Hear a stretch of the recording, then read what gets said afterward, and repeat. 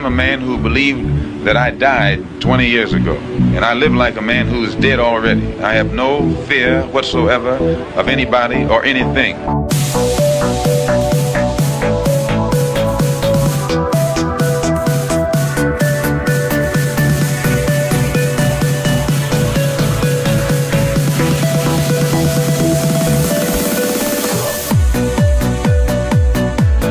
Gary Webb. I am an investigative journalist, and in 1996 I wrote a series of stories entitled Dark Alliance, which was about CIA involvement in drug trade.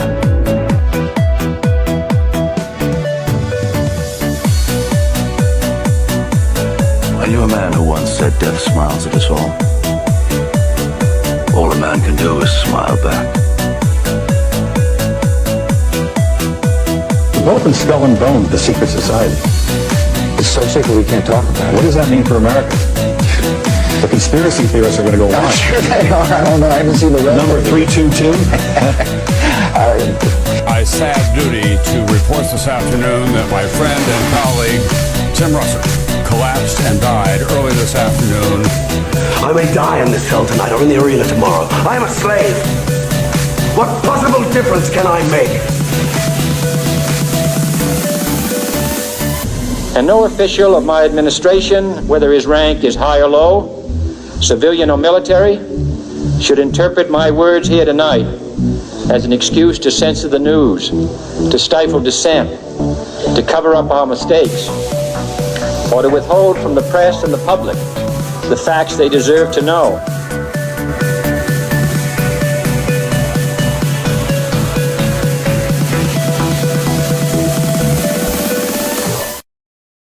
What's up? What's up? Welcome back to another Already Dead, your favorite weekly live parapolitical call-in show. And I think this week we may finally live up fully to our name. I think we're actually going to have a number. I think we're going to try this week. This is I expect some growing pains. But I think we have a calling system. I think we're waiting for a complete go-ahead. Obviously, for patrons, you got the link already, so you're still going to get the video chat, but I think going forward, we're going to try to have the call-in system, and patrons will now have the exclusive ability for the pre-show and the post-show, and have the private chat, and they'll be able to have the exclusive ability for video chats, but then this be mostly a call-in show.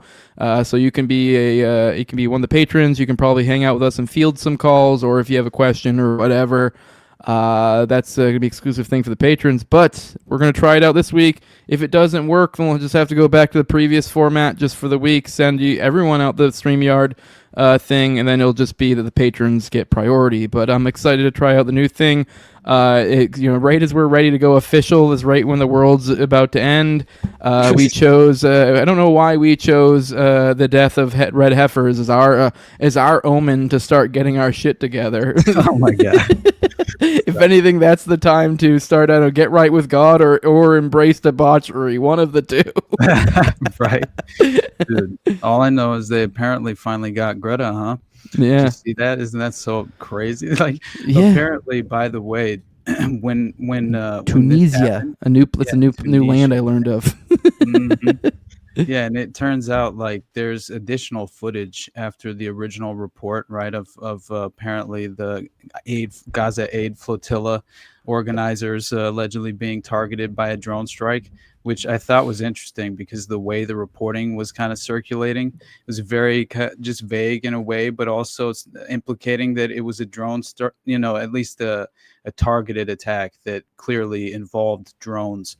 But then there was additional information that came forward, and it seems like potentially this was a self-inflicted flare gun that was set off.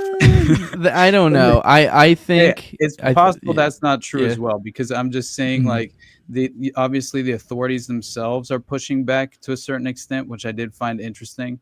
You had I think AP reported that basically Tunisian authorities deny a drone was involved, say they're investigating a fire in a life jacket on board. And so that, at least if that's true by the Tunisian authorities or whatever, then that, to me, that at least could potentially reinforce a self-inflicted flare gun firing and then having it fall back into the boat and then potentially catch fire, right? If that is possible, right? But still, when you look at the actual footage, there's definitely... I have it right now, by the way. I just want to be sure we're on the same dude. page, because there was one angle that initially was the one being floated out that was kind of trash. And then I think this one might be the better one, because I watched this morning on the show. You can see it pretty clear. Like it comes there. So they're saying it came a flare that came back down, which like it does kind of. That's not what the Tunisian authorities said, but that's definitely that's it right there, though. See, like that is that you can see it. Like I can even slow it right here. See, then like now that could be a flare that. Oh, I'm retarded. I'm an idiot. I'm sorry. I'm an idiot. Idiot. I thought those lately mess with the layouts, but there we go. Okay, sorry, that's my bad. All right, so here we go. That one's definitely sorry, my bad. I didn't realize I didn't have it up. StreamYard it used to be you just had to click share screen and it'd bring it right up. Now you have to share screen and then you bring the screen up. So it's thrown me off like a million times. So all right, let's go and play this real quick. I'll show you. It does look big for sure from that angle. But yeah, see, definitely. You can literally. So I could see how you could say there's a flare. The idea was that they say it went up and then came back down, which I don't know. The idea it vertically came back down like that's a little ridiculous. But no, that's my speculation, dude. I was just like, I didn't know exactly the details to how the flare would have been, misfired from the boat itself. I was just kind of like not entirely certain of the explanation that was provided, because again, like they were claiming that there's no way this was a drone and that essentially it had to have been some sort of flare that was triggered and that at least what could very well kind of like imply and allude to a potential self-inflicted false flag event to some extent, just for media coverage in general, right? I mean, let alone what that could influence individuals on each side of the political spectrum to kind of like embrace at face value regarding the influencer who's directly involved, obviously, who's on the Gaza aid flotilla, right? So again, I just thought it was strange and interesting, obviously, seeing. I will say it looks like a flare, and I just didn't want to move on past your point here. I think there might be something to that, like now people, they're probably saying, oh, there's no way, this isn't typical for drones, but I mean there's been instances between Ukraine and Israel where they've kind of used kind of thrown things together to make new armaments out of drones. So would it really be that crazy on a flotilla, something that's going to be filled with life jackets that's known for catching fire? I mean, is it really that crazy? They wouldn't be having some sort of maybe recon drones looking here and there, trying to identify maybe if they have piles of, life jackets in a certain area, whatever, and maybe they could even outfit the thing with a drone, because then now you have what looks like, you can go all these attention-seeking, and I'm open to either way. Don't trust me. I mean, don't get me wrong. A lot of these are the same activists that come from a similar vein as the idiots that are like splashing fucking paint and stuff. And so it's like, I get they're performative fucking retards sometimes too. And to some extent, this whole thing is kind of feel a little bit, you almost want to hate it because you're like, this is gay and feels performative.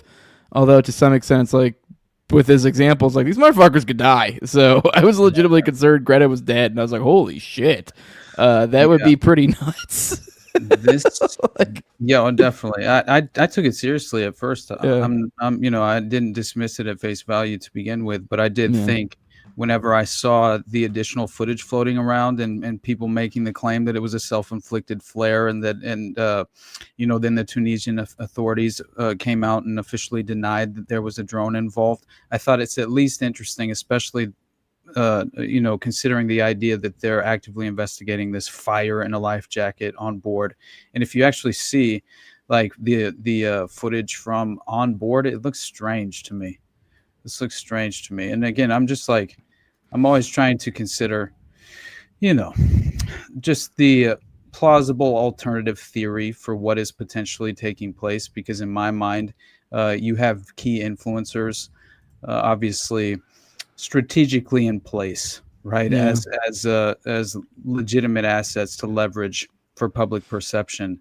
And I'm not sometimes they just suck just because from the incentives in place. I don't know if you've been following the latest racial nonsense, but I've been pretty disappointed with some of the low-hanging, which is not even like people are, it's just almost kind of grifty nonsense where they'll like take something and you can tell you're like, this is an uninformed position, you're just parroting some nonsense because this will, do well type deal. I mean, I haven't really engaged with that story too much. Obviously, it's awful what happened there. But I mean, there's like, for example, I think people are already jumping on like the death thing and like trying to apply motive to the people. And it's like, I don't know, it's just sloppy. And it just seems like people parroting. And I mean, my point being is they get these certain inherent incentives that come in place with some of these stories, especially ones that have certain, are charged to certain degrees or certain individuals are involved. Like these, I don't know, let's be real. Like I said, the lefty performative types, and they are influencers. Like they're literally, this is a boat of influencers. Like you've said, these are boats and boats of influencers of all different types and flavors. So, yeah. I mean, there's someone contacted me for the morning show, and I actually might follow. I mean, I'm probably going to at some point, although I don't know. I might not even bother because I probably won't even be able to get a hold of the guy. But there was like one guy that he was like, hey, you should reach out to this guy because one of the Flotilla guys would be like, he's doing like interviews and all sorts of stuff while he's on the boat. I don't know how the hell he's figuring out internet signal. I mean, I guess we have Elon Musk Starlink and stuff now, but yeah, so this is the degree of what we're dealing with, but I don't know. It is what it is. It's here. I guess we got to learn to deal with it. Right. I'm just always trying to distinguish for myself, like what is where is the fine line between the blurring of the lines as far as the theater and the performative nature of these influencers and what they can provide the permanent establishment.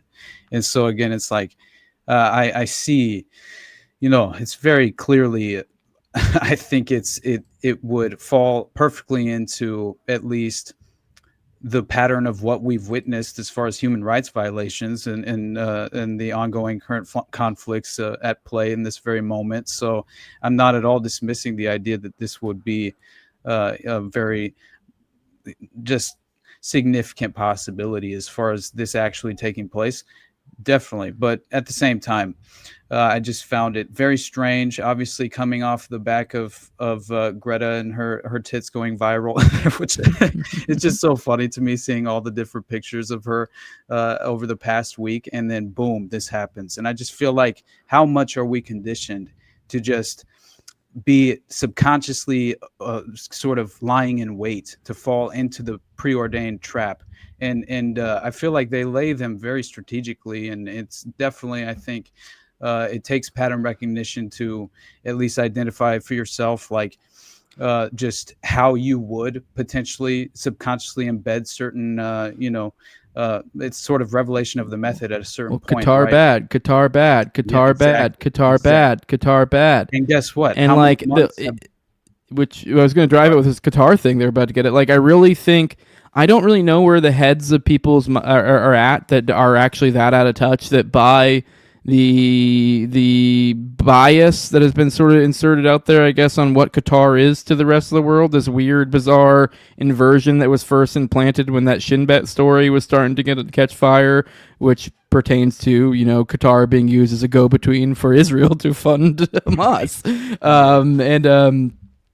Fuck, what was my point? The Qatar thing. So and it's just like, it's hard to, maybe this was planted out the whole time, but at the same time, it's kind of like, I don't know, it's hard to not think that was seeded out for a while, especially in retrospect, thinking about what role Qatar plays in the larger Middle East sphere, almost as mediation ground, and that they've somehow managed to invert it for at least some people. And I can imagine if you don't understand that, if you do think, oh, they really are this negative country, they're influencing things and this and that, that's kind of the only way you really do come away from this, because you have this bias of third world country, Middle Eastern, which that's kind of almost a bit of a misnomer if you understand Qatar.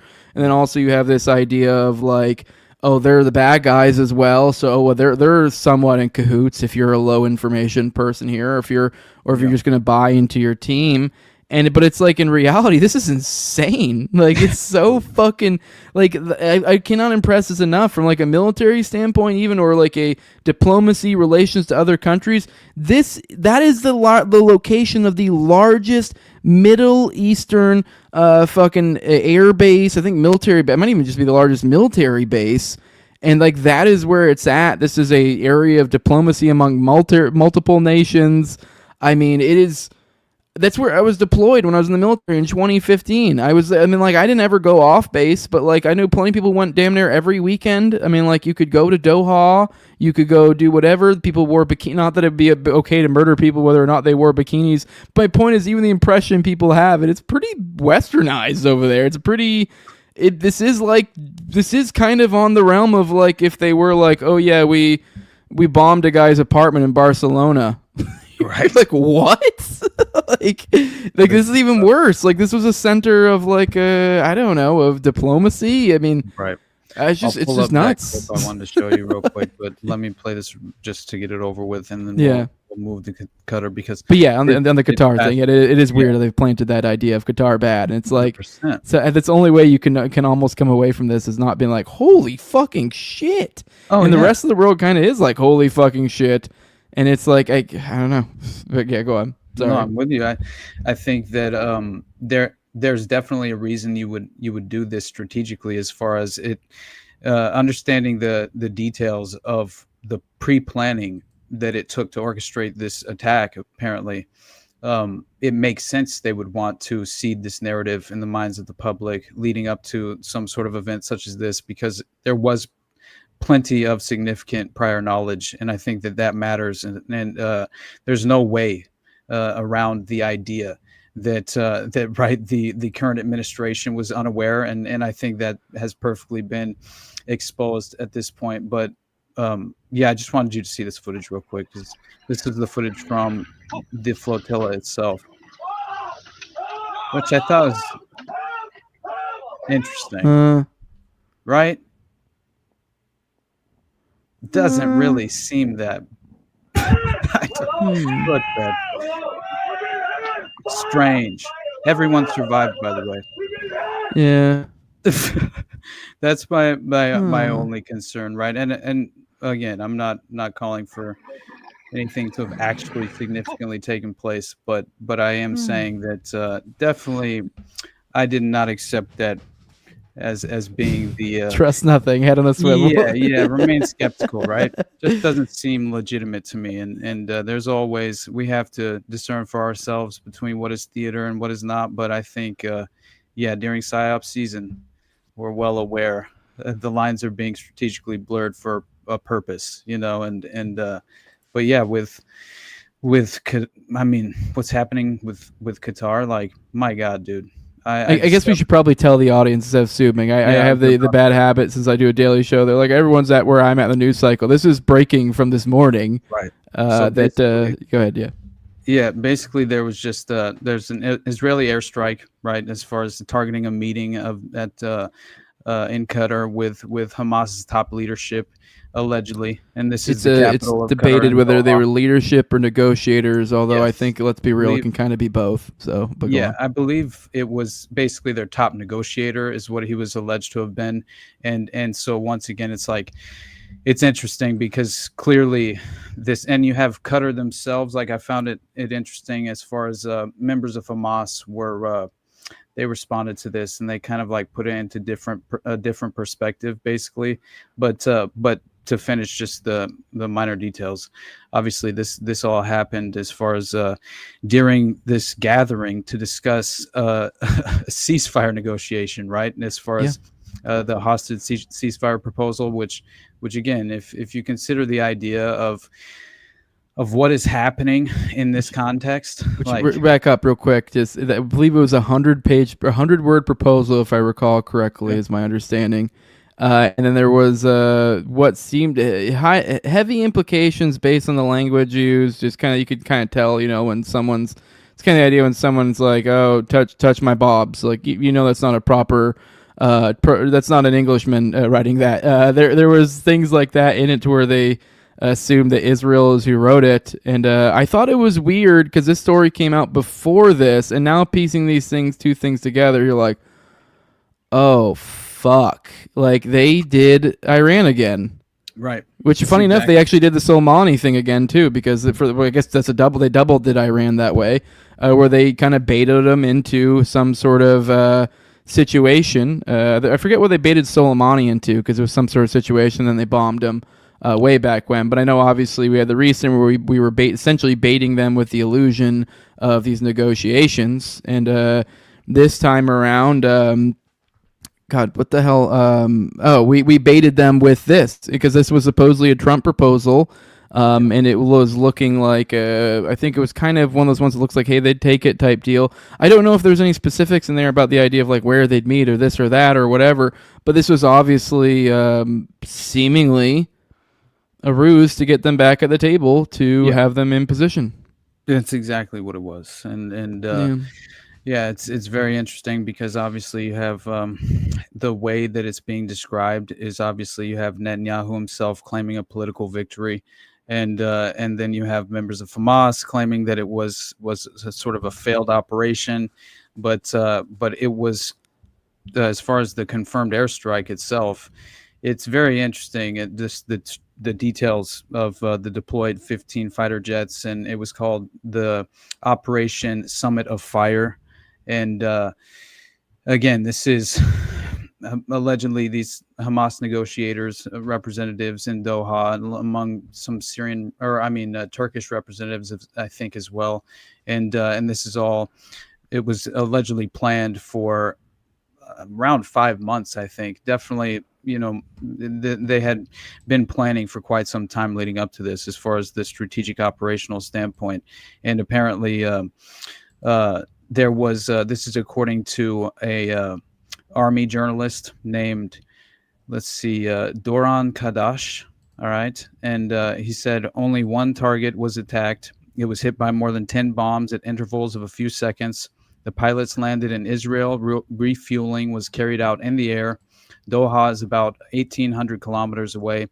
And so it looks like you had Qatar's foreign ministry said Israel hit homes in Doha as well, right? And like if you watch this is very interesting because once again, and Qatar themselves, like the alleged government came out and quickly accused Israel apparently of acting in a reckless way and breaking international law after the attack, right? Because it was residential premises in the area, in the capital city. I mean, that's extraordinary, obviously, and mostly unprecedented. But clearly, if you're considering that this is it's not a NATO ally, but still it's a key ally for the West, allegedly, and for us to carry out something to this effect, also launching the operational as far as the operational strikes from within Qatar itself, which is that alone is fascinating, because you would have to imagine there would have to be some sort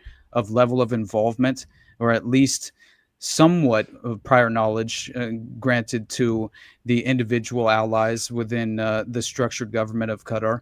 Not necessarily, but still you would have to think that throughout the planning process of all of this, with the actual U.S. base involved, right? Do you remember where they said or did I miss it? Did you say what base they flew it out of? Because ironically, they could literally fly it out of the Qatar Air Base IUD that's right there. Right. Dude.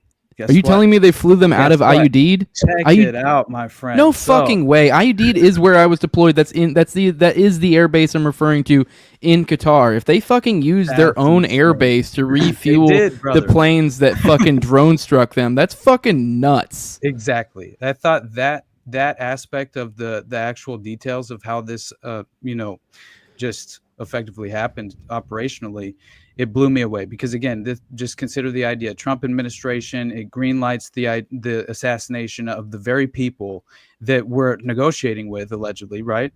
And even worse, the U.S. decides that apparently they're going to refuel the Israeli jets on their way to carry out the airstrikes, and so American and British refueling aircraft took off from how did you pronounce it? IUD. It's AL-UDEID. UDEID. Exactly. IUD and whatever. Yeah. And so that is the air base in Qatar, and that allegedly they launched the refueling aircraft from, and so and then refueled the Israeli fighter jets that bombed Doha. So shameless fucking cunts. Wow. Yeah. And the first reported name of Operation Summit of Fire was the Operation Day of Judgment, which I thought was interesting as well. And so this clearly was, as you said before, a fake proposal used to lure Hamas officials into a targetable position, right? And I mean, does that not feel like it was a very obvious trap that was laid? And it clearly implicates, again, a level of direct involvement as far as it's just Qatar so bizarre too, because it's just it's confusing. Because even like that example right there, IUD Air Base, like you're in the host nation, like bombing them from their own air base, and it's what I don't know, like what. So then, like, I don't even know what Qatar could do so far as kicking you out or whatever. Like, I'm sure they could make your. I mean, it's just as a. I don't know, just a bizarre. I mean, to a point where it's just it's confusing. Like, honestly. I mean, this is almost. I mean, maybe this is the best spot to kind of jump from one topic to the next, because it's like the only thing that really begins to even sort of explain the destructive fucking behavior we're seeing here is insane, absolute degenerate behavior that has been probably caught on camera and probably used as tribute towards some fallen, some sort of deity of some sort. Right. Honestly, at this point, before we do move on, because I did want to show you this. Like, I was desperate to show you when I saw sorry, real quick. To get sidetracked, I also do got to mention, I don't know if you've been paying attention to the West Bank going-ons too. In the aftermath of some of this stuff, and I believe I guess not in connection. I mean, the timeline of all this stuff, I can't help but notice. There was the day before this was yesterday, I believe. There was a shooting in, I believe, maybe Jerusalem. I forget. The West Bank. I think Jerusalem's in the West Bank. So it was in the West. I believe it was in Jerusalem. I believe 5 people supposedly died. It was some shooting at like a bus station or some shit. And they say it was non-Hamas people. That's what they said. It was supposedly some angry Palestinians or some shit. And from there, then we got statements from Smotrich about how we need to make West Bank like Gaza. And then this is at the same exact time as they're picking up everything over there, as this is going on, as they're attacking them over, like they're blowing, like, it's everything going on at the same time. It's and then on top of that, I guess I'm not trying to jump once again, because I mean, I know you want to present this as well, but just then obviously the next thing we're going to get into, it's like that at the same time as all of this, it's hard not to notice. It's like I see I see the balancing act almost at play being done. You know what I mean? Like, they're like, we'll just angle this out while we do this, and then you ain't going to do shit because I have this over here. It's like when the question, remember when Bibi was visiting and the question was posed to Trump about the sort of future escalation of the Iran conflict, and he just straight up deferred to Bibi. Like, yeah.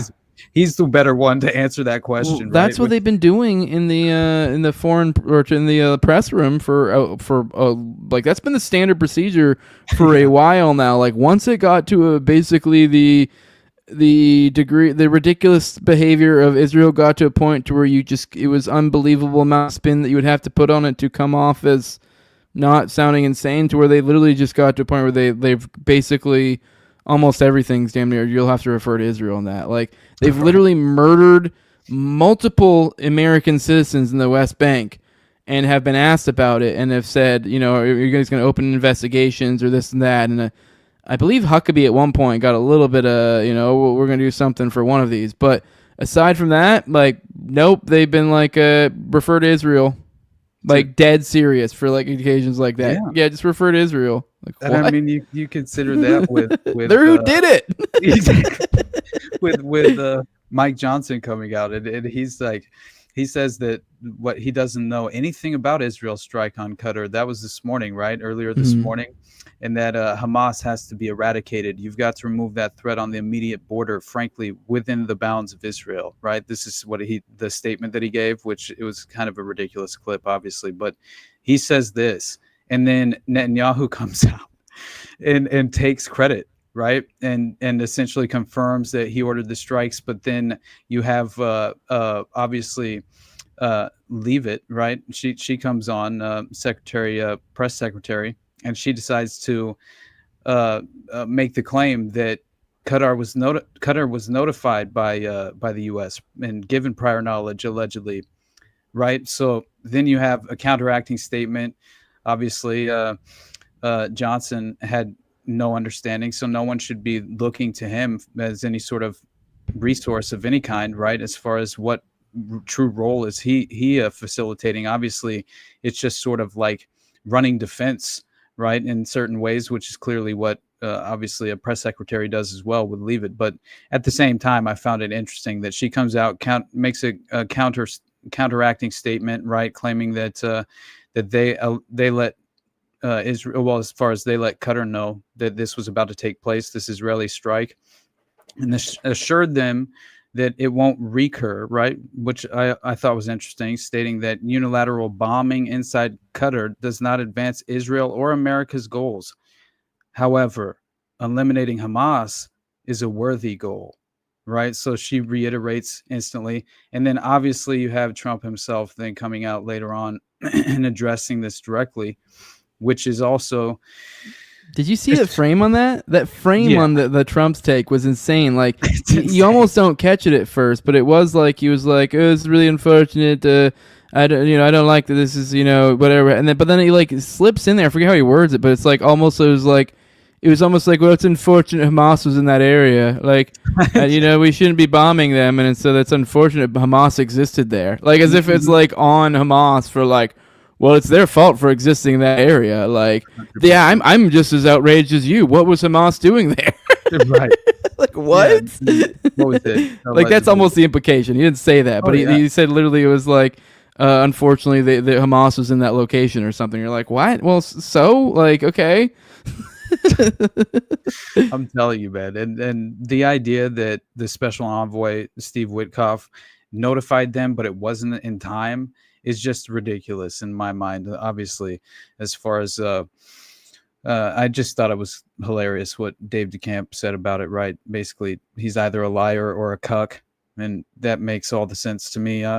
Clearly it seems to be the case. And I think we should all stop expecting, really, this is why I think the political puppet that is the president of the US, right, is so clearly just, running PR for so many of the policies that are being implemented by the permanent establishment and cabal, obviously behind the scenes. So I'm in no way I don't know. I just think it's an understatement as far as to even make the claim that Trump really has much of a role to play in policy in general, honestly, like beyond sort of the just more, pronounced sort of like public perception purposes only, put him in the position. He's like essentially become the prime minister of his country is what he's become, is what you're saying. Honestly.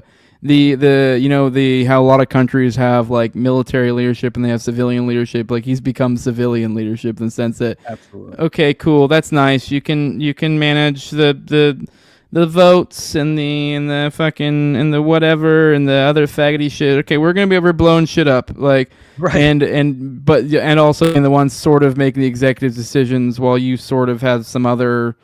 I forget. I don't even know how most countries break it down, but that is kind of what you're describing. That he is right. Like he's sort of this this other thing, the civilian thing, like this. For the purposes of the local population, worry about this. But right. Outside, actually doing things, anything, that's this guy, the Netanyahu, essentially. Exactly. and meanwhile, they'll obviously.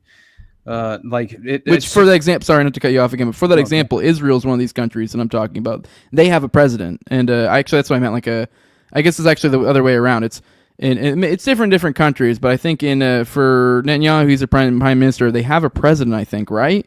I might be wrong on that. Maybe I'm mixing up countries or something. Maybe it's Iran. Iran has a Ayatollah, and they have a president. And the president is like, the Ayatollah is the supreme overarching one, and I think, or whatever. You get the point. There's one that's like just civilian, the pomp and circumstance, nonsense, whatever, and then you have what Netanyahu is, essentially, ironically, in both situations. Which, again, I mean, he was thrust upon the public in Israel even after he lost all his political credibility and was being investigated and basically about to be put in prison. And obviously that was another reason why I think they prioritized putting him into place in order for him to sort of go down with the sinking ship that is the Gaza genocide. I mean, obviously, there are going to be consequences on the world stage as far as leadership in Israel, at the very least, right? And I think that's been, as far as kind of prepared in the background, as far as, right, like it's already expected to happen. So obviously they would have this. But anyway, the point being, though, is I do believe that there's still just as much power cabal behind the scenes pulling the strings in Israel as much as there is in the U.S. And that is why, right? I mean, how many different times have we discussed, right, the Anglo-American establishment and these ridiculous secret societies and organizations that exist, influencing not public opinion, influencing, the think tanks, right, that directly craft the policy that is then just implemented by the political puppets, right, that I think are fully compromised and in no way should be looked upon as a beacon of hope. That's the real issue, obviously. And the one thing that Trump's supposed to be great on is obviously economics, right, to some extent, and as a businessman. And what are we witnessing at this very moment? Did you see the new statistical data that alleged that there were 911,000 jobs that were just like imaginary? They just disappeared. They didn't exist. And it's like, man, how much are they manipulating us through just, manipulating data and things of that nature? Yeah, didn't he fire his, wasn't his like labor guy? Or he had some dude that like, I didn't really follow this, but there was some dude that one of his different cabinet members came to him with shitty jobs data, I think it was, that he didn't like. And it like, I think the guy literally got fired. And then another guy came, and I don't know how he spun the data to make it better, but somehow the data came out better. Right. So, and this is all coming around a time where apparently there's this expectation of in September, this upcoming apparently this is what is supposed to happen as far as like the interest rate. I think it's going to be adjusted basically like up to 50 basis points, right, which I didn't realize was going to happen. And so this is like imposing price controls essentially is the strategic solution that is being kind of implemented off the back of this alleged sort of like weak job growth is one of the alleged reasons for this to be effectively pursued at a sort of it. Basically, what they're saying is the Federal Reserve is considering a potential interest rate cut of 50 basis points, primarily due to recent weak job growth and rising unemployment. Now, there are like expert economists who are coming out, analysts who are saying that it's more likely it'll only be a 25 basis point cut, and so this will all be decided on September 17th, apparently this month. And so that, obviously, if anyone is unaware, I think it's pretty much, you can understand at face value almost that the solution is not to impose price controls, right, by manipulating interest rates down an additional 50 base points, which effectively means printing more money out of thin air, right, and directly causing further inflation, which is the name of the game in this sort of debt bubble manufactured crisis that we've been kind of recycling over time for how very long, generations now at this point. And it always reminds me of like Nixon's quote back in the day where he says, "We're all Keynesians now," and I think that was basically him just parroting Milton Friedman or something, I think. But it just like the idea is that we're honestly, the Fed chairman and the Trump administration are arguing about the 25 to 50 rate or interest rate base cut, right? That is the argument. So it's a self-defeating argument, and basically no matter what happens, we all lose, essentially. And so once again, it just goes to show that you never get what you vote for. So you need to kind of like realize this by economic calculation problem for the win. Every single fucking time. Yeah. Every single time. Mm-hmm. So it's like, put another name on it, quantitative easing, whatever you want to call it. But anyway, but watch this video, then we'll move on And watch this drive. It's crazy.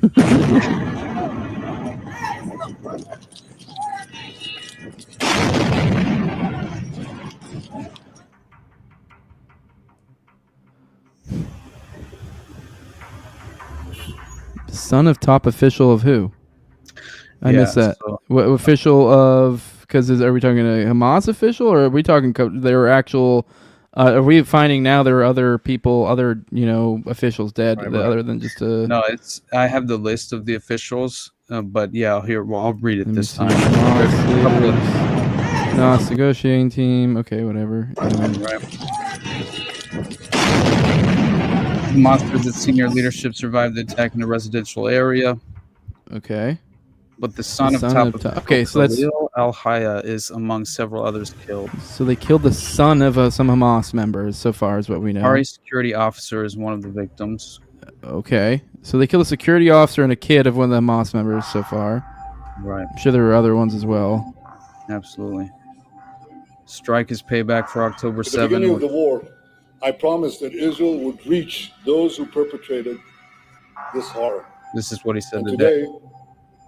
Israel and I have kept that promise. Says Qatar is a major non-NATO ally of the U.S. and hosts the largest U.S. military base in the Middle East. Says Israel claimed it acted independently with no involvement from others. The White House appeared to back up this claim. The Trump administration was notified by the United States military that as Israel was attacking Hamas, which very unfortunately was located in a section of Doha, the capital of Qatar. Unilaterally bombing inside Qatar, a sovereign nation and close ally of the United States that is working very hard and bravely taking risks with us to broker peace, does not advance Israel or America's goals. Administration added after receiving sorry, I want to back that up. Notice after the attacks. It instructed Special Envoy Steve Witkoff to inform Qatar's government. Qatar's foreign ministry says it received the call during the explosions. The world must respond accordingly, particularly the United States. I don't think it's sufficient that the United States now comes out to say, well, we knew nothing about it, or maybe we just learned afterwards. The United States sponsors Israel. Mm-hmm. They must own up to this responsibility and explain what is going on. I think they're launching. Yeah. So you said, how do you pronounce this? I was just saying. I always heard everyone pronounce IUD, like IUD. Interesting. IUD. I don't know. That's how everyone I know pronounced it, and that's where we went. So I don't know. Maybe that was the wrong way to pronounce it. Right. I don't know. But that's what we called it. And then we always called it Qatar, too. So I would assume, I don't know, that's where all the military members that I know that went there, and then we also, that's what we call them. So I think that's probably it, but I don't know. Yeah. In an Iranian response to U.S. airstrikes during June's attacks, right? That was when that air base was allegedly targeted, which I found interesting. So the Israeli attack seems to have followed a different playbook, right? Because essentially the idea is that the Iranians were given prior knowledge, at least enough time to actually have an effect, right? Where it would actually impact at least the devastation of the consequential nature of the strikes themselves at a certain point, at a certain level. Obviously, Netanyahu is unhinged. Obviously, he's out of control. And he's being empowered by Donald Trump. He's being empowered by the United States. And unless and until the international community does something tangible about it, I think we'll see more of these sorts of attacks. Yeah, I just thought it was a pretty sweet video, honestly. Yeah, I'm looking. Sorry, I was looking through the other stuff to see if I could find more on casualties, and it's literally all it's showing. The only information we have so far is that we know of the deaths of one of the officials' sons, and then also one of the aides. One of the aides died. So supposedly a son, an aide, and then yeah. Oh, you have a list? You found a list? Yeah, it's okay. According to Hamas, though, so it's yeah. Oh, Hamas said 6 people. So that's what they said. 6 people. Yeah. So said members of the group's negotiating delegation obviously killed, and those members were Humem Al-Haya, Abu Yahya is apparently the same person, son of chief negotiator Al-Haya, Jihad Labad, Abu Bilal, director of Al Hayya's office, Abdullah Wahid Abu Khalil, Mohmen Hasuna, Abu Omar, Ahmed Al-Mamluk, Abu Malik, and Corporal Badr Saad Mohammed Al-Humaidi, Qatari Internal Security Forces. So he sounds like, I feel like maybe I've just heard Al-Humaidi before, honestly. But either way. So yeah, but basically Hamas, their statement, they were claiming that they were confirming the enemy's failure to assassinate our brothers in the negotiating delegation, as far as just claiming the operation itself was a failure, which I found interesting. But yeah, so this is very interesting to me. Yeah, it's weird times. I don't really know what to make of this. I don't really even know where you go from here. I mean, I don't know. I really don't know. This is interesting times. Next week is going to be. I guess to segue to our next thing, it's kind of like, and then we have the kind of what keeps us all together, kind of how we're, I don't know, astounded how these things even happen. I mean, I don't know if maybe we can bring up the little doodle, Trump's doodle. Yeah, I could probably find it too, but that got dropped. I believe that was as a result of the subpoenas on the Epstein estate. Mm-hmm. I believe there was some action, some bureaucratic something or other done by Ro Khanna and Massey before they went on recess, I think. And so I think this is it now, just producing fruit, if I recall correctly.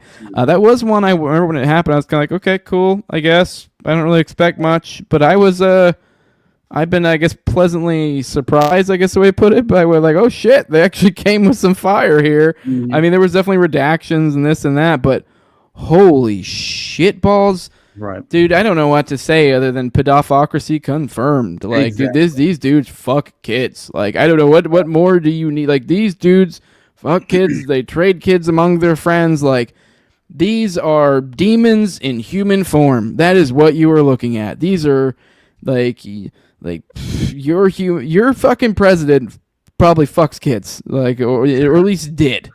Like, or at least has the best you can get out of here is he is cool with people that, like, that's what they're about. Like, right. I mean, like, maybe you could say, well, he didn't do nothing. Well, he hanged out with people who did a whole lot of somethings. So, like, and I miss me with that gay shit that he didn't do nothing. He was just hanging out with them. Okay, sure. And you want me to prove me wrong? Release the entire list, and then we'll be able to see, like, oh, okay, maybe they did just hone in on a few little things here and there. And once you see the full totality of all the information, you realize, like, oh, really, he's actually only one small contact amongst many. And, like, really, if anything, they actually, they really don't. You know what I mean? You get a fuller picture once you get, like, a raw mass data that comes at you like that. Whereas now we're kind of dealing with very little, and what we're seeing is a whole fucking lot about Trump, and it looks really fucking not good. Like, I will say that have you dug through this shit? Yeah, you did actually. Yeah, we talked before. Yeah, I took some screenshots. We'll have to look at in a minute because I was trying to go through as much of the PDF file as I could, at least through the first 238 slides. And dude, it's insane. Honestly, I couldn't even believe some of it as far as how overt it truly was, and just how much I felt like you sensed their overconfidence. They really truly believed this was never going to surface whatsoever, and I don't blame them probably as far as just the level of influence and access as well, right? Just as far as like you hear the individuals who are named and clearly, I mean, at this point, I mean, privately we were discussing the ridiculous reaction of Michael Tracy, which is hilarious to me. And this on cue. He's on a pedophile protection tour or something. Yeah. The likes of which I've never seen. I mean, he basically comes out and says, just did a podcast with Alan Dershowitz too, right? Did you see that just before all of this, which is hilarious to me. And then of course he comes out to address the idea, and I might as well show his version of that doodle, right? Just because it's at least a decent starting point. But yeah, look at what old Michael Tracy has to say. His wrap up conclusion here. I just don't know how someone comes away from this and goes, yeah, no big whoop. So I guess just for once again to describe this thing, describe this multiple things now. This literally is, I guess you could say, a little. What would we call this? A little scene, a kind of almost a little bit of a. Almost like in a poetic type prose of sorts, I guess you could say, whatever bizarre this thing is. And then we actually want to click on it. I can barely read it. I was going to read it for the audience real quick. And it says, now these are centered, and then you have them like a body kind of framed around it. And it says, voiceover, there must be more to life than having everything. Donald, yes there is, but I won't tell you what it is. Jeffrey, nor will I. But or what does it say? Because since I know what it is, Donald, we have certain things in common. Jeffrey, yes we do. Come to think of it, Donald, enigmas never age. Have you noticed that, Jeffrey? As a matter of fact, it was clear to me the last time I saw you. Donald, a pal is a wonderful thing. Happy birthday. May every day be another wonderful secret. Donald J. Trump, and then it shows Donald. Which the Donald is a signature Donald, which is supposed to appear as obviously some sort of genitals slash pubic area. And then you have also in this too, you have what are meant to be breasts. Now, many people have pointed out this does not look like how someone would draw a woman. I mean, I know there are women who don't have larger breasts, but let's be real. When someone imagines a woman, they don't typically draw them with breasts that might be more associated with a man with oversized breast tissue or a prepubescent girl of some sort. You know what I mean? Like, this is like, I joke that this is like if I was drawing a picture of my friend who I have been making fun of because he hasn't been working out in a while. I'll be like, this is you, bitch tits Bob. Like this does not look like someone drawing a woman. And he clearly put in a lot of effort into this. Somewhat, not a lot, but a little bit. And then also, I just want to know too, like the weirdness of what's being said here. If you read through the contents of this book, that is a lot. Like that is probably one of the resounding themes is the cryptic nature of everything. Very much. And it's like these guys have a code. Like this isn't just which Tracy tries to. These are just fun little limericks and poems and little fun inside jokes and this amongst these rich unique eccentric people, so they have weird tastes or whatever. No, this is, I'm sorry, I've live in the world and I've learned to recognize patterns. I don't know what to tell you. This is weird. I mean, maybe I can't give you perfect form and an unassailable argument that would in the court of law defeat these ghouls, but all I have to do for the common man is go, behold upon this. Yep. That's like I don't know. I'm sorry, you greasy fucker. Like, I'm pretty sure they're fucking kids, dude. It's weird that you're trying to tell me otherwise. Well, there's no doubt in my mind, but I've believed that since, I mean, obviously from day one, you already know, I believe that Roy Cohn's his mentor. I think that he's very well versed in sexual blackmail, and Trump swam in these circles for a reason for generations, and that is why he became politically prominent, and it's because he has Rockefeller Rothschild support, and that's a fact of life, no doubt. There's a reason that they bailed him out, and because he would provide a definite political, just as far as. Sorry, I didn't mean to laugh. Somebody said Sam Tripoli's fat cans. This is how I draw Sam Tripoli if I was going to draw. You could tell that. That's a good joke. Save that for whatever that is. Be like, Jose said that, like, whenever because he's going to guarantee he'll mention this looks like a woman. If you haven't already done it this week, he's going to bring it up, and then you should say Jose said that's if he was going to draw you. That's what he'd look like. Draw you. I'll tell him for sure. We'll get a good laugh out of that. But that's Rage Child, but I'm stealing that. So I saw Rage mentioned am I tripping, or did we not go over this a couple of weeks ago? Yeah, we did. I brought the it was allegedly not. Now, yeah, that was a fake. It was going around. This is literally worse than what they presumed. Absolutely. So, and I will say, the fake version seemed more authentic in a way, just the way that it looked on the page. Like, this looks so strange to me. But again, I understand it was apparently organized and collected by Ghislaine herself, right, for Jeffrey on his 50th birthday in 2003, right? And so it's interesting to have been sent in this fashion, but what do I know? After going through the whole thing, it's so strange. It's extraordinary. So it's but yeah, no, you're not that schizo, brother. We definitely covered it to a certain extent, but I will say the going through the PDF files are an insane process. All right. And it definitely confirmed some things for me did you see the one? Sorry, the one, the cryptic one, which was him talking to. No, the one that I think honestly gave me strong gay implications.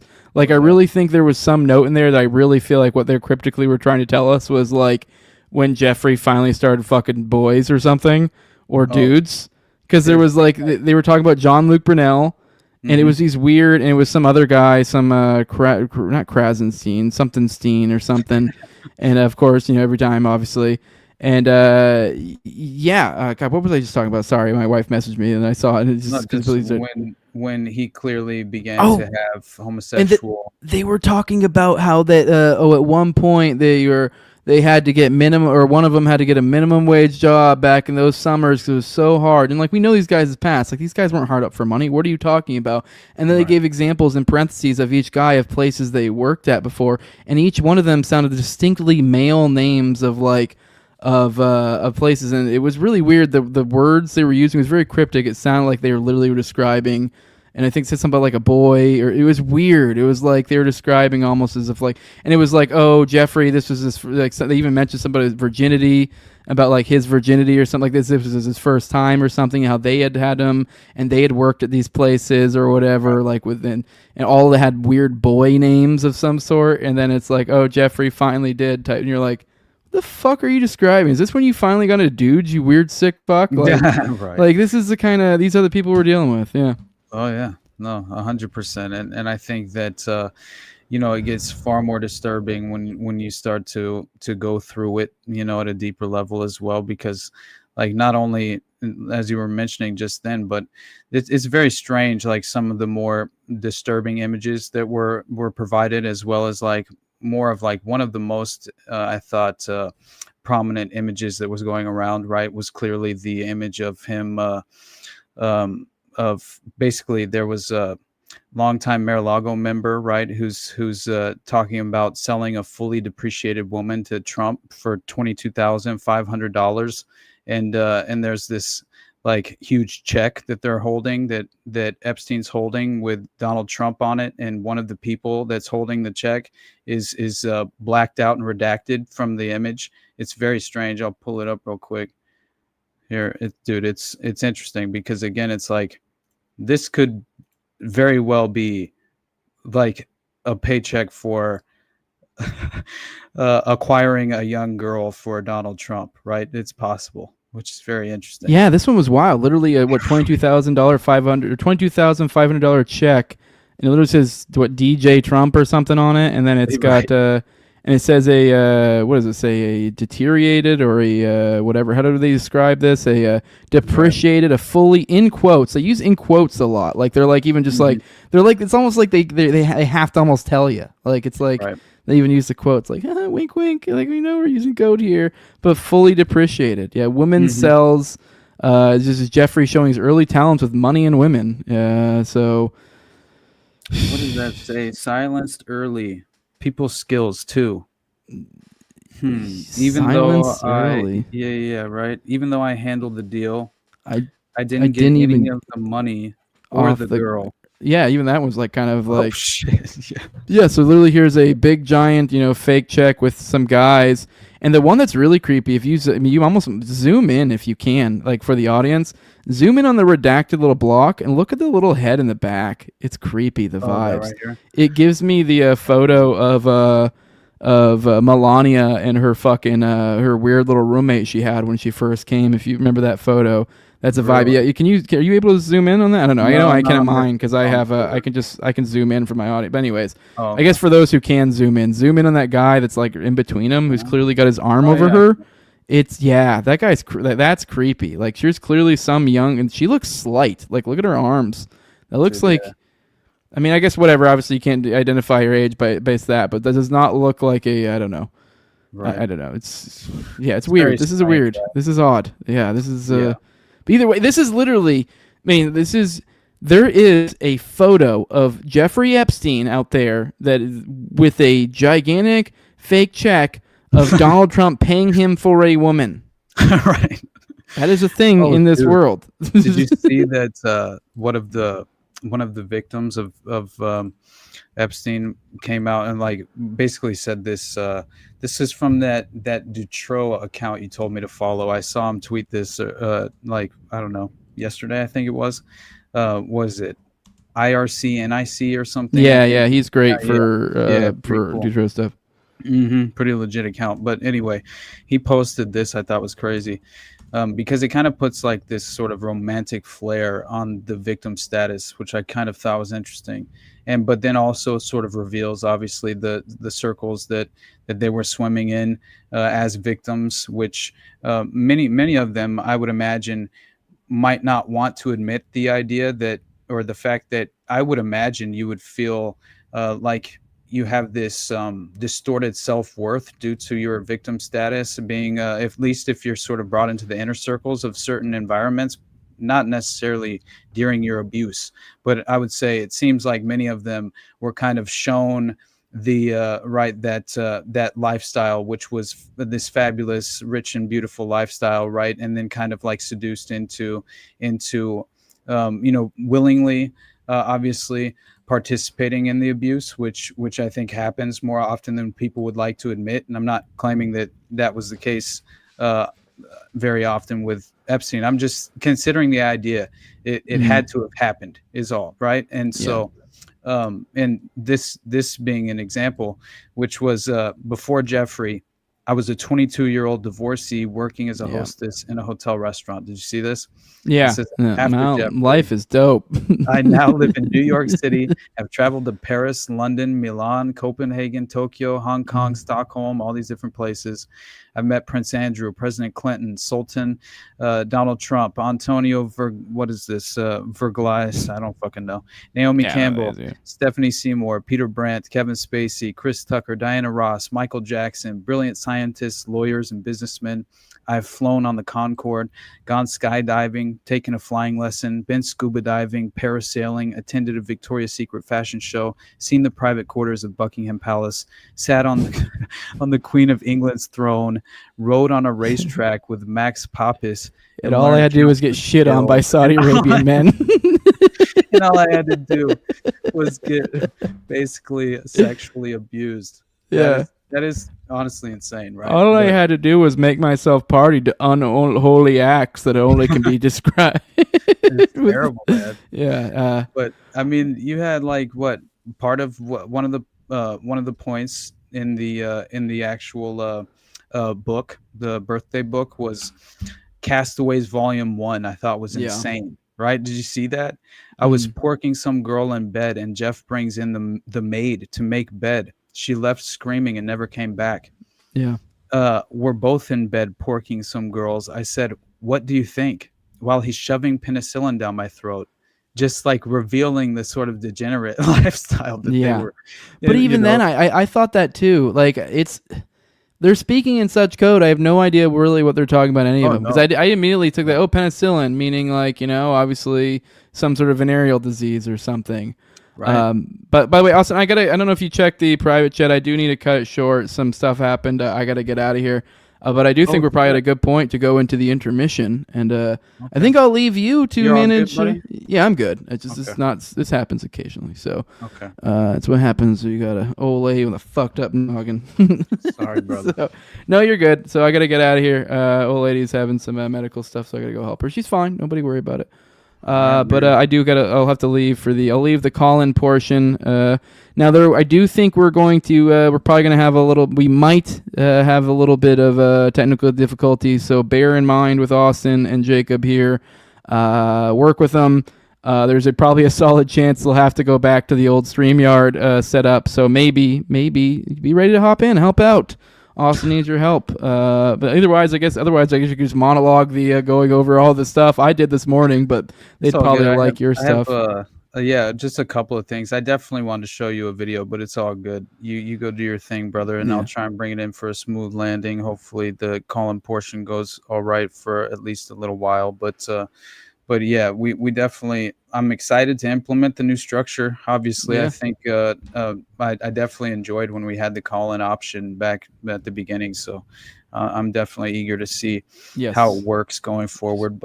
And it's a toll number too, so I think it should be pretty easy for all over the place. I know people made like meeting or minutes jokes and stuff, but we got a toll number. We will have it up here in a second.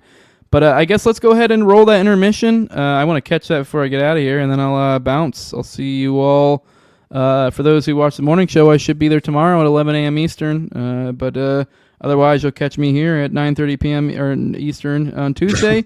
And 6:30 for those homos over on the Cali. And roll that beautiful bean footage, Jacob, and we'll. So yeah, this immortal says Austin Cannon. We'll talk for 5 minutes. I'm all here for it. So yeah, so I'm not too worried about bouncing for the call-in portion. At the very least, you at least have callers to lean on. Are we missing you, Jacob? I can only riff for so long. Oh, man. I think he might be probably dealing with the behind-the-scenes stuff somewhat. Though I might be able to play it. Let me see if I don't know. From records seized from the Odyssey Foundation Tuesday night, see you guys. Police compiled the Stick names around. of 30 Austin will be here juveniles after. From See you all next 13 Tuesday. states who were allegedly procured as companions for older homosexual men known as sponsors. Youth Division Captain Benny Newman told me only 5 of the 30 juveniles are from Dallas, and those 5, he said, were not harmed as a result of their connection with the alleged procurement operation. I asked Captain Newman if police had identified any older Dallas men as... I don't think we'll find very many local sponsors because there is no point in a local homosexual trying to get a local boy to be with him under this system. Police are still trying to compile enough evidence to file a charge of conspiracy to commit a felony, namely sodomy, against 45-year-old John Paul Norman, the alleged head of that homosexual procurement operation in Dallas. Martha McIntyre, Channel 8 News on the Move at the Dallas Police Station. I'm your mama, I'm your daddy, I'm that nigga in the alley. I'm your doctor when in need. Want some coke, have some weed. You know me, I'm your friend, your main boy, thick and thin. I'm your pusher man. I'm your pusher man.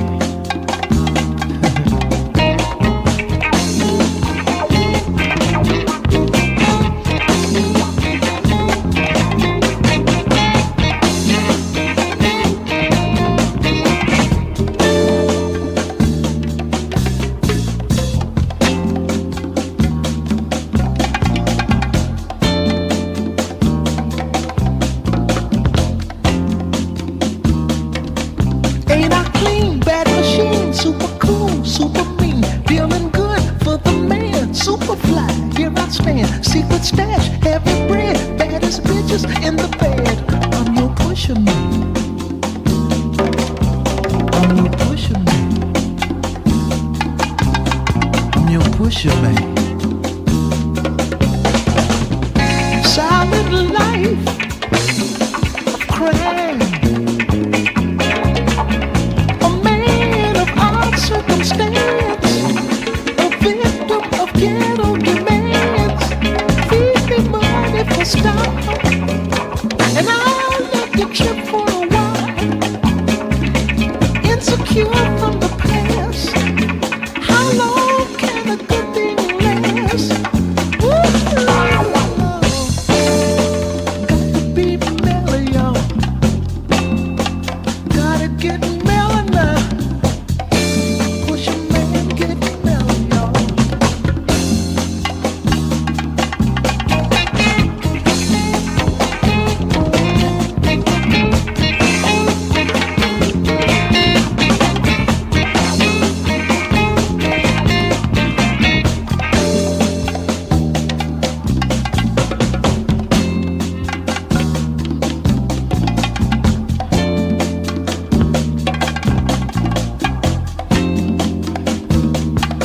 Heavy mind, heavy side, making money all the time. My LD and just me for all junkies to see. Ghetto Prince is my thing, making love's how I swing. I'm your push.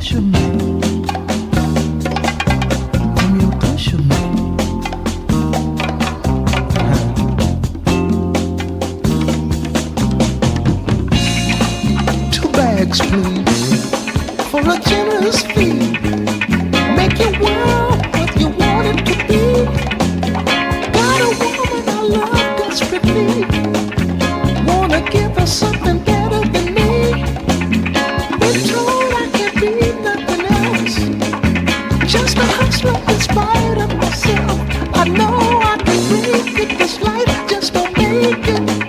Lord, Lord, yeah. Got to get mellow now.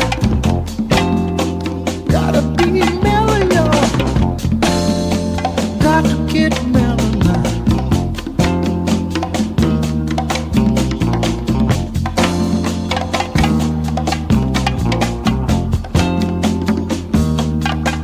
I'm your mama, I'm your daddy, I'm that nigga in the alley. I'm your doctor when in need. Want some coke, have some weed. You know me, I'm your friend, your main boy, thick and thin. I'm your pusher man. I'm your pusher man.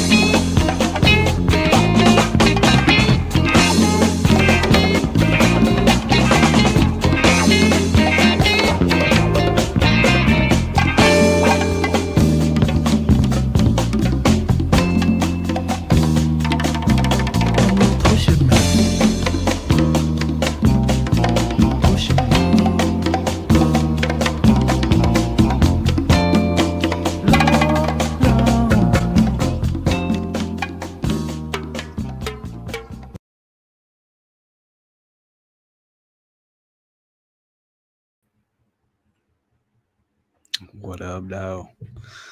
What up, Jacob? How you doing, brother? It's good to see you, man. Good to see you. Can anyone hear an echo? No, let's keep talking for a second. I don't think so. I don't hear anything while I'm talking, so I think we're good. But Okay. I definitely I loved that edit, dude. That was amazing. That's one of Dude. I've loved that song for forever as well. So I thought it fit so perfect, but yeah. Since I've been busy with this tech stuff, dude, totally spaced out putting in clips from last week's show. Right. But dude, I don't blame you, honestly. That was killer. I loved every second of it. But hell yeah, dude. I figure I had a couple of notes remaining on the Epstein birthday book, obviously, because I just felt like there's a video I wanted to show Jose, but either way, I think it's fitting. It basically gets kind of the there was a reaction from Thomas Massey I found very interesting in the clip, right? As far as it pertaining to this specifically, and obviously at this point, like, this legitimately, in my mind, proves that that he and all his buddies were well aware of the sex trafficking ring that he was a part of and running and facilitating at a certain level for human compromise and sexual blackmail, right?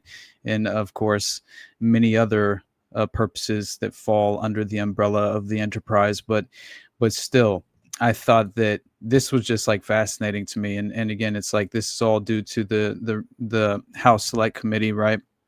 Who or the Oversight Committee, I believe, is the House Oversight Committee that is responsible for having these files released. But I will say there's definitely political partisanship, right? As far as like just the partisan footballs being sort of created and tossed around in this very moment, which always tends to happen. And so, but I did find it interesting because this is a strange angle if you're to consider evidentiary based, right, investigations that are obviously, I mean, they're critical in order to actually have any true accountability. So in the terms of the context of allowable opinion or of just as far as, the what is it, the court of public opinion is a better way to put it. I mean, it really doesn't matter all that much, except for the fact that I think it provides some sort of a victory as far as just another great example of prying the veil a little bit farther away from the face of the general public to hopefully introduce them to this seedy pedophile underworld, unfortunately, that exists at such a level, systematically entrenched, to where it's legitimately, I believe, a part of modern society by design, right? And it's almost, I think, more about the power that you can utilize it as far as wield in that context. I think it's more about that than even the abuse at a certain point. I'm not entirely certain of this. This is just me, of course, speculating just in terms of understanding the power paradigm as it's currently structured, but it's hard to come away from this and kind of be under any other real, you know what I mean? I don't know. What is your opinion on it? Honestly, I'm curious. Dude, I don't even know what is going on anymore. It just, like, the propaganda seems so weak. Like, are they trying anymore? Right. It feels like they are. Honestly, dude, I didn't think like a year ago we would be where we are now. So, you know, it's one thing to talk about all of this stuff, right? But it's another thing when it's actually happening and you're like, oh shit, these are real people. There's real victims to this. And the one thing I keep thinking about is that, well, Jeffrey Epstein is gone, but there's another Jeffrey right now. You know, absolutely. There's probably 10 of them. Exactly. And all Where's of the my Roy customers Cohn, he as had, they say. like none of them got caught officially, so they're still out there offending. Dude, I don't know. It's like I gotta go. You know what? I just like at this point, man. It's just interesting to me, honestly, that people are unaware of this long-standing structured system, right? And again, it's like right. I think the Finders is the greatest example, honestly. It always has been, and just the overlapping connection directly into Epstein. It drives me insane, right? And you see one of the pictures was basically saying as much as that, right? Basically admitting that essentially he was being questioned. It's basically one of the pictures said, "This is so crazy. He is the boyfriend of Redacted. We think he works for the CIA," which is just like to me, like the fact that is actually. I'll pull that picture real quick because it's hilarious to me that this was in the birthday book as well that was just released, but yeah, I mean, honestly, when you consider the idea of having this sort of like, oh shit, I forgot to add it to. There we go. So this is the picture, right, of from the PDF file from the House Oversight Committee, and basically this is what it says, right, with the face redacted out, and he is the boyfriend of Redacted. We think he works for the CIA, and it's just fascinating to me that this is all a part of the document dump just as far as, at least if you're knowledgeable enough with the details with the Epstein network, then it definitely reinforces things that you already were sort of under the impression of that being the case, right? But it's still like oh shit, yeah, thank you. So basically it gets very strange, because here I did want to play this reaction video because I thought it was very interesting. And I think, again, it provides us with a little bit of an example of, again, like, could some of this be, at the very least, being exploited and leveraged as a tool for distractionary measures, at a certain level? I think there's always going to be that.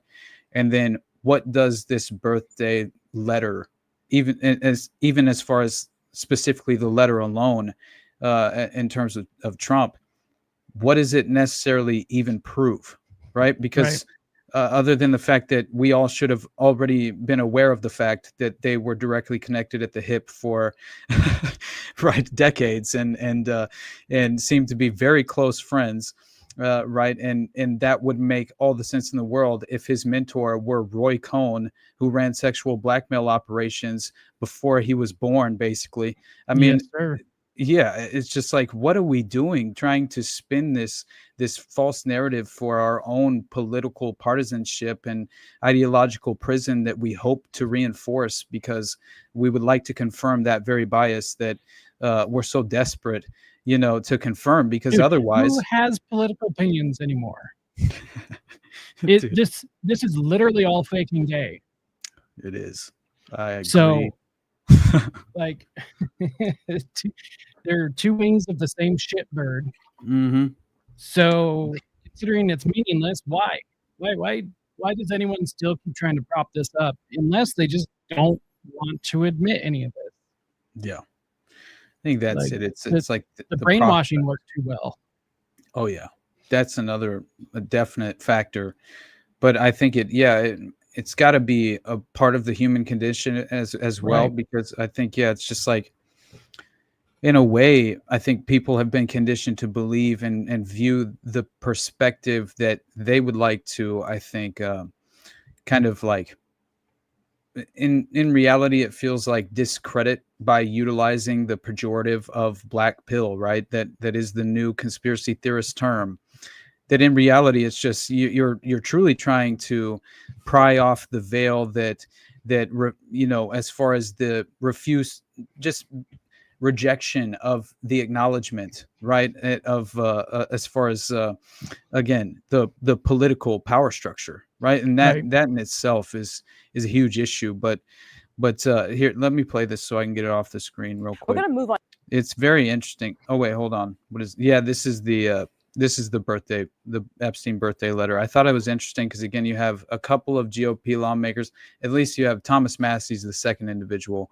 I think his part of the clip is important, but still, the first part of the clip kind of shows the two-party delusion playing out, and how you have individuals on the political spectrum clearly attempting to justify their support in the current administration, obviously, and this is very difficult, I would imagine, in this current environment, with so much of the Epstein just story and the narrative getting the spotlight, right? And I think that it's forcing the current administration to really, it seems like they're very frustrated, right? Which is kind of hilarious to witness as far as Trump himself. Now, anyway, it's fascinating to witness, because this all should have been expected, clearly, right? And just in terms of the relationship that Trump had with Epstein and understanding the history there.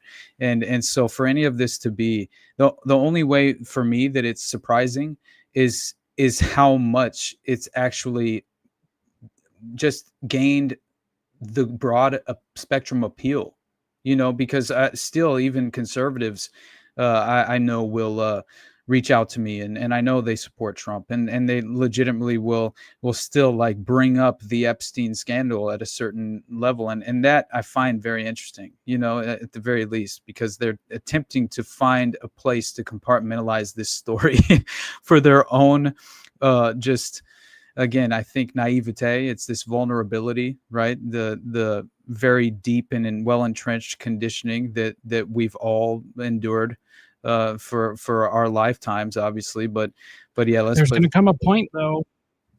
Everyone's going to have to accept it for what it is. Right. Brainwashing or not, personal opinions aside, you can only ignore the fact that our country is ran by pedophiles. Man, for so long. That's not going to last forever. I still love Whitney's title for the book, One Nation Under Blackmail. It's just such a phenomenal title. And yeah, if you read that book, what is surprising you in this moment? You shouldn't be surprised of any of these details, except for just maybe being able to witness at just as far as firsthand in regard to some of the document dumps regarding specifically this book. Definitely, I felt like that was some of the most extraordinary new information that we really have gotten our hands on, honestly, really. And that's more just reinforcing what we already should have known. And again, so yeah, it's very strange to watch the kind of political consequences of this in the current moment. But Yeah, Right. it's definitely in pedophiles we trust, apparently, right? So it's terrible. Now, though, and talk about the fallout from the Jeffrey Epstein case. It clearly continues to have an impact from the White House to Capitol Hill. A House panel probing the government's handling of the case is releasing more files from it obtained from the Epstein estate. And the latest release from the House Oversight Committee includes a letter the White House said did not exist. It's a typed message with what appears to be the outline of a woman's body. President Donald Trump signed the letter as part of a birthday book sent to Epstein back in 2003, but he has denied signing it. The Republican chair of the committee accused Democrats of cherry-picking documents and politicizing them. So we have reaction from two lawmakers on whether they believe the president on the letter. Listen. President said that's not him. I believe the president. From what I see, it's not his signature. I've seen Donald Trump sign a million things. I think it's a distraction. Oh, I thought that was very interesting, right? What Thomas Massey just said. Obviously, the first individual is just like, it's too funny to me. Like what is happening as far as this guy right here? He's talking about, oh, it doesn't even look the same to me. I saw that argument being kind of floated around, obviously, as far as people attempting to deny the idea that this was technically Trump's signature. But I don't know. That's a little bit ridiculous in my mind, obviously. But it shows the level of partisanship, right? And clearly partisan politics, that is very alive and well. But for Thomas Massey to say it in this way, I found very interesting. Yeah, the cope. Exactly. The cope is real. This guy, I got to watch it one more time. It was too funny to me. President on the letter. Listen. President said that's not him. I believe the president. From what I see, it's not his signature. I've seen Donald Trump sign a million things. I think it's a distraction. What do you mean? I mean, it doesn't prove anything. Having a birthday card from Trump doesn't help the survivors and the victims. It doesn't name an additional new person who could be indicted. 100%. All right, let's get to the Hill and CBS News congressional correspondent Caitlin Huey Burns. Caitlin, thank you for joining us today. The White House says the letter is fake. We just heard from some lawmakers who say they believe the president when he says he did not sign it. So what have you heard from other lawmakers about this so far? Hear the spin. Mugo, great to see you. This is essentially coming down on party lines. The two lawmakers that you heard in that clip are Republicans, and we've also heard from the House Speaker and other Republican leaders essentially saying that they believe the president and that the president says this is not his signature. Now, I should also note that you featured Thomas Massey, Republican, in that last clip. He is the one that's actually calling for that discharge petition to bring to a vote on the House floor for more documents to be released. So he has been leading a bipartisan charge to get more of these documents released. So it was interesting to hear what he had to say there. But basically, we are hearing Democrats and Republicans essentially go into partisan kind of warfare here. I should note, too, that the House leadership wants this to go through the Oversight Committee. And the Oversight Committee has subpoenaed for a lot of these documents. They subpoenaed the Jeffrey Epstein estate, and that is how they got that birthday book, as it's so called, and other documents to be released. But the release of that has become political. So what we saw yesterday was released from the Democrats and Republicans, especially the chairman of that respective committee, is saying that that is not the intent of the investigation here. And he said that he also believes what the president is saying here. So, as I've been saying for many weeks now, this is also obviously a controlled release of what they would allow the public to actually view in the first place anyway. If you believe in public transparency, you haven't researched the church committee hearings, right? Like you don't understand that legitimately the individual who was tasked with providing that very public transparency and it just, to me, it's obvious, right, that clearly when Frank Church himself right? They named the committee hearings after him, is sexually blackmailed by a human honey trap operation ran by the CIA using child prostitutes in order to control the outcome of the church committee hearings. I mean, again, this is par for the course. And so, and what exactly are we supposed to believe? That's what I'm always attempting to find out, right? What would they have us believe? Because that is what you need to obviously remain extremely skeptical of. And clearly it's a Sorry part of about that. Had a call Yeah, come go ahead. through. We're gonna see if we can get Jose up here. So Oh shit. let's see. Jose wants to check All it right, out. we should be good to go. Hell yeah. Well, Yeah, I believe got you're Jose on the there. line? So can everyone hear Jose? I can't hear him, honestly. Can you hear him? Jose. No, I can't. Mm. Should I maybe stop sharing my screen? Maybe that affects it. Do you think? Can try. Let me see. We can't hear Jose. No, I think he's okay though, boys. Honestly. But man, I do. I believe in love, Jeff Anderson. Jeff Anderson wants me to believe in love. I do, my friend. Honestly. I just I'm not at Right. all trying to how we doing over there, brother? You on the phone with Jose still? Because I can't hear shit. We're definitely gonna have to figure out how we can like in the smoothest and most efficient way implement this new call-in structure, because I'm excited for the moment that we do. But until that time, you know, I think it's definitely important. Just as far as there was one last, I thought, very interesting. Hold on. Yeah, Mike Johnson had a short statement to finish off that clip. I thought was very interesting. And again, it goes to show like what was Mike Johnson claiming recently, which is hilarious. Basically that Trump is an FBI informant, and he was in order to take down Epstein, right? While simultaneously obviously calling now the idea is that he was helping out the feds after the fallout at Mar-a-Lago, which is hilarious to me.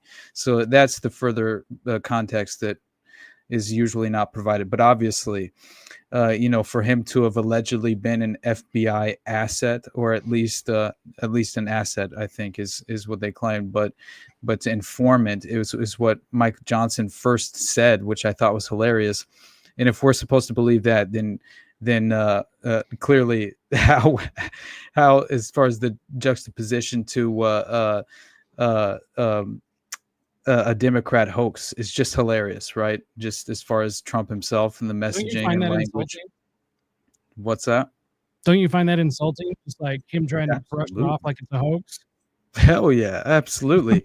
but I mean, like, I'm not at all surprised, because it's obviously he's going to attempt to deflect away from his involvement whatsoever, and this would clearly, I think he definitely mishandled it though from day one. I think it could have been at least. It could have been dealt with a little bit more strategically within the context of the media spotlight whenever he's asked. I think that he did himself no favors as far as his reaction was. It was always very much kind of, again, very revealing, right, in my mind. Right. And that's just hilarious that they couldn't even in any real way effectively kind of deflect away from the current sitting president is very interesting, especially how bipartisan the Epstein network truly is, which is hilarious to me, right? And another reason why there you have this controlled release of information, and we're never going to get anything of any real value or substance that I think, cuts through to an evidentiary based case that can bring about true accountability. That is not the goal here. And that is the Epstein network. Really, I think the only value of it being in the spotlight in this very moment is that it, again, at least it drags the permanent establishment through the mud face down, and I love that very much. And I think that it also provides another perfect window into how they've structured the modern Gladio networks, the strategy of tension, how they play out in real time, and how they are, joined at the hip with this very deeply embedded pedophile underworld that is, I think, again, against the general public at all times. And there's a reason why you have so many just examples of pedophiles being overrepresented in these just political positions, right? It's ridiculous to me to imagine. And again, it's a slippery slope as far as, I think, individuals attempting to. Now, I always point back to the Committee of 300 or the Royal Institute of International Affairs, right? Entities such as this, the Club of Rome, that obviously draw in, I think, true just organizations that are true representations of the actual structured system at play here, and the long-standing agenda, which is dystopian and totalitarian and authoritarian in every way. Right. And how clearly we're intended to just, again, like, we're being led by the nose at every level, utilizing ideological or just ideology as a tool, and that is again just it's by design. And so right.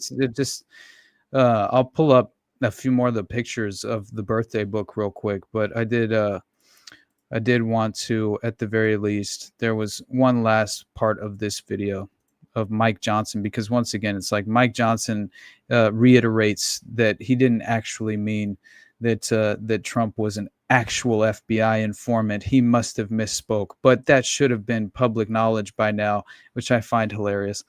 Now, this is a real story about real victims, and many of whom were highlighted on Capitol Hill last week. And all of this partisan politics, you have to raise the question about what does this really do for them? Republicans and Democrats both argue that they're trying to get more information for those victims, just doing it in very different ways. Yeah, very important question. What does this actually do for the victims, the women who were affected by Jeffrey Epstein? So House Speaker Mike Johnson, he is now walking back his claim that President Trump was acting as an FBI informant in the Epstein case. Here's how the speaker clarified his remarks last night, and then we'll get your take, Caitlin, on the other side of things.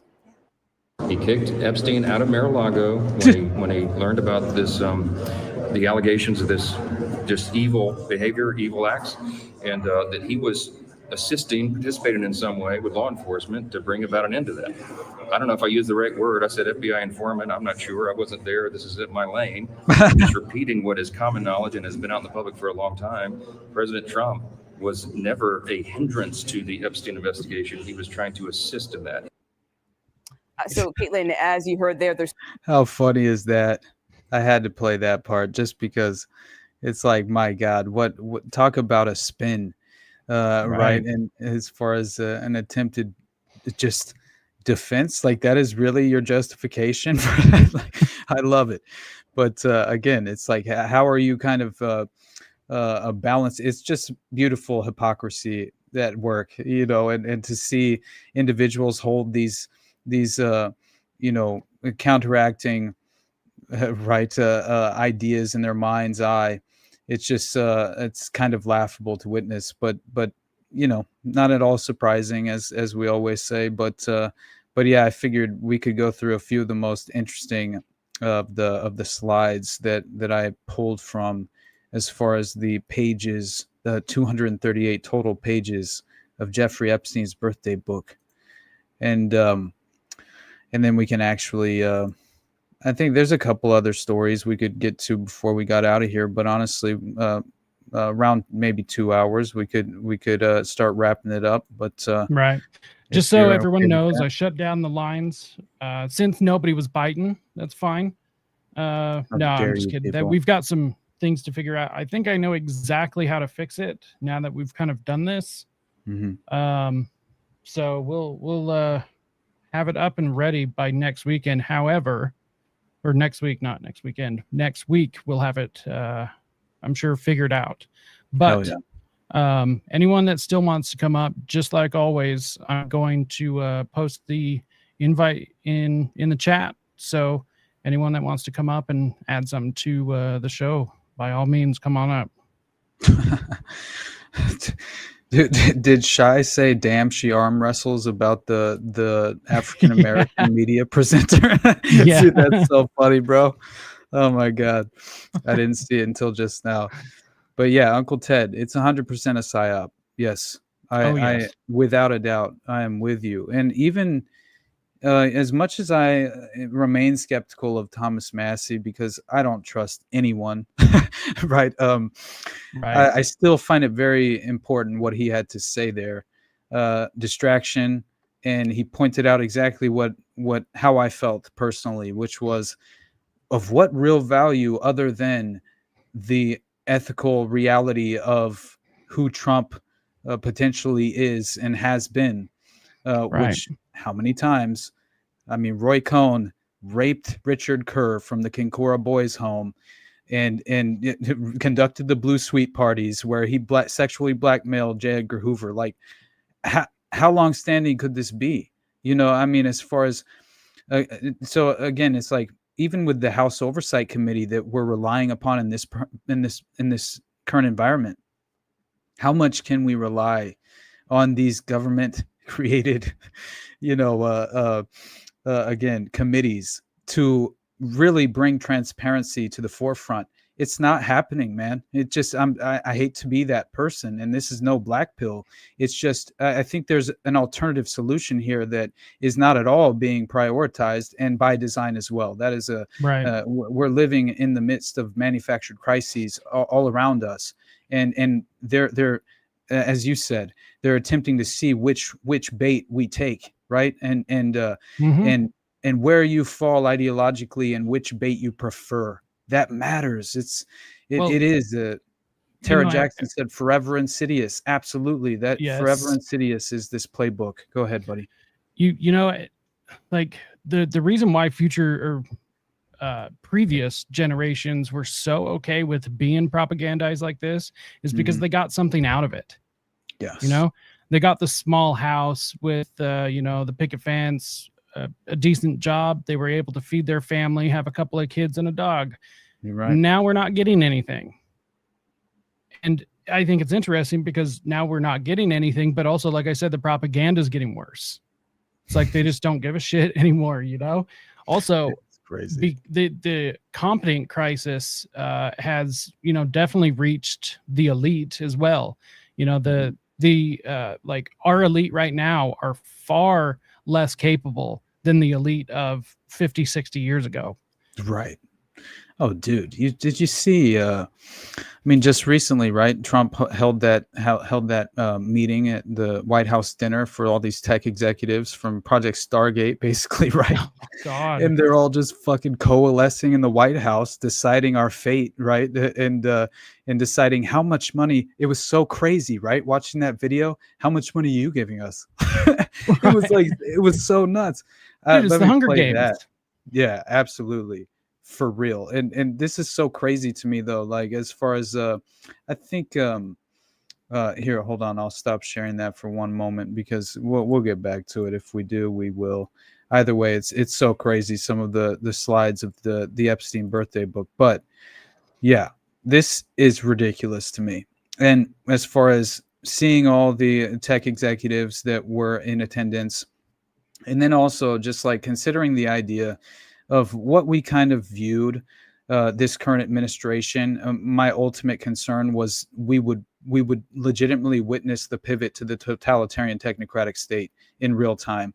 And I've been shouting that from the rooftops, I think, since the current administration took office, not as if they were really kind of taking any it's not as if the prior path for that very agenda was derailed in any real significant way, is all I'm saying, right? It seems like it doesn't matter which side of the political spectrum is being represented, right? It's is the point there, obviously. And but still, it's like when you witness the fact that clearly this is par for the course when it comes to technocracy, right? And the level of funding that is being implemented here as well. And then you see, I think it was David Icke, right? Who basically, and however you feel about David Icke, and I know that he is one of those individuals, right? He's just one of those personalities that is very much larger than life and draws a lot of criticism and rightfully so at times. But I will say, net positive for me personally. But I think you can take what you can learn from individuals and leave the rest at times. I think people need to sort of learn how to do that and not necessarily entirely demonize an individual. At least, I mean, I'm not saying that just as far as I think that you should be at least far more just, I would say patient and I don't know, burning sources at the stake because you disagree on a few certain things, right? It's like that's where I'm not entirely on board to ever sort of take that path. I think it's just sort of a lower frequency based thought process. You're not critically thinking through the idea that you can learn from many different individuals, whether you entirely agree with them or not. I usually never do, in terms of, right. If you agree with someone on everything, you're not thinking for yourself, I would think, right? No kidding. And so, but with David Icke, I mean, if you go to the shape-shifting lizard people and the archons, and that's what you want to focus on, fine. So be it. And that doesn't necessarily mean that even in that context, I think you can find a way to interpret what he is saying, and I many times have said that I at least I personally interpret it as the sociopathic lizard brain, right? That more so than an actual shape-shifting lizard. But who knows? I mean, again, it's like we've had individual victim witnesses from Jeffrey Epstein, even as a great example, right. Juliette Bryant, right? She comes out and says, not only was she the one to make the claim about waking up on the operating table, paralyzed and having her eggs removed and branded with a blue butterfly, but she also claimed that she witnessed an individual shapeshift into some sort of reptilian, right? And right now, consider the idea that you could utilize various pharmaceutical agents and hypnotism or other aspects of the strategic, set of just obviously the strategic tools that have been very much sophisticated and advanced for far too long, as far as just these covert operational, examples of what they learned and how they could utilize this against the general public, which is again like what we're witnessing, one nation under mind control. Absolutely. And so again, with this as just another example of, this is something I love David Icke for, because he's very much been, and the reason why I utilize the term the totalitarian tiptoe is because of David.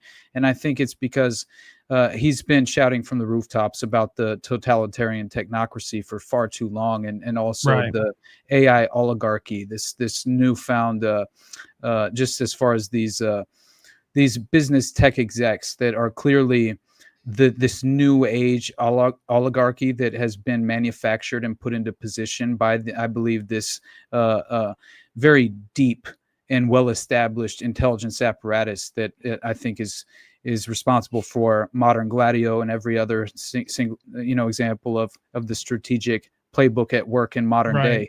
And this is just one more example of that. We've got somebody wanting to come up. Come on down. Got your mom. Oh, good evening. How we doing? Good, man. First, just shout out to Rage Child's dog, Dallas. His 6-year-old birthday. Beautiful dog, Rage. Free Palestine, fuck the feds. Nepal is on fire. I saw that. The Zoomers are not happy the government tried to turn off their internet because basically the entire country's been blackout, right? Yeah, dude. All all the internet got cut off because they're organizing protests over the corruption in their government because the fucking No. opposition party and the ruling party within parliament were colluding to fix all the elections. So they Swap knew me who out was. screens, Austin. What's Real up? quick. Swap me out screens real Yeah, quick. I found Sorry. some videos on 4chan of some dudes in Nepal actually videotaping what was going on, and just the corruption there is so fucking bad, dude. They broke into the PM, the president, and the opposition leaders' houses, the finance minister. They fucking burned their houses down, dude. Right. And they're going fucking ham. So they were like protesting all these Zoomers, which I believe was like an organic protest. And You think it really was? What's up? I'm just curious. Do you think it was organic, like legitimately? I think it started organically because the just based off the people that I'm reading on fucking 4chan that are all from Nepal or allegedly from Nepal are saying that like this revolution was started by Zoomers. I think it's getting it's been co-opted, but the reason why I think it's legitimate is because they murdered 20 fucking high school people, like high school kids in high school outfits yesterday. What? The cops shot 20 people. So today, like, no all way. the Nepalese were like, fuck that. And they dragged the ministers out of their houses and like beat the fuck out of them in the streets and burned their houses down. So like, I think that anger is legitimate. And like, some other dude was saying that, like this, we saw this shit. I don't remember if it was Austria or Russia, or maybe it was in the States, or it was the Yellow Jackets, the fucking people in France, bro. When that shit was going on, the feds had snipers on rooftops and they were shooting protesters, and it was getting blamed on the cops or somebody else. That's interesting. So like, you just never really know. But That like, reminds me so much. Let's check this out real quick. Yeah, go ahead, play it. Yeah, I think that's the prime minister's house, and these fools are like going through their son, all his shoes and shit, and like all the Louis Vuitton Hell yeah. shit. That's wild, So bro. funny. Hey man, real accountability there. Yeah, I mean, you love to see it, bro. You love to see people rise up against corruption. So that was cool. I just wanted to share that with everybody because it's probably not going to get much coverage in the sense of like the reality of why it started. I think it's going to become a color revolution where like, of course, yeah, like nothing organic ever survives. So you guys already know, dude. It's what Venezuela will obviously. What will happen with Venezuela? It's so clear. I mean, I was shouting at the rooftops for how long about like the Elon being the face of the coup, right? As far as in Venezuela, which do you remember when that was taking place, right? Where he's like, and by the way, I think Starlink and all of this, the provide emergency services, right? It's just so hilarious that we're supposed to believe that it's not an entire operation, right? Clearly to provide the individuals you prefer in the moment for the strategic operational standpoint of things on the ground. But again, it's oh my God, dude, let me find it. Because of what Hegseth's been talking about, just not ruling out regime change in Venezuela and suggesting more airstrikes, obviously. Bro, 100%. I mean, they're both really strategic positions, right? Like Venezuela has the largest discovered or proven oil reserves in the world, and Nepal is between fucking China, Russia, and India, like super populous, super resource rich nations. Like Kathmandu's always been a spookville. Right.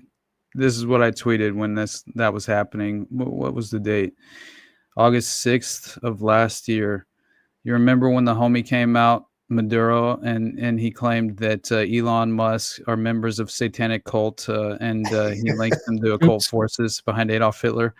And did I have to reshare it? I just wanted to show. Okay, my bad. Let's see. No, that was my bad. Oh, I'm over here trying to do too many things at once. You're good, brother.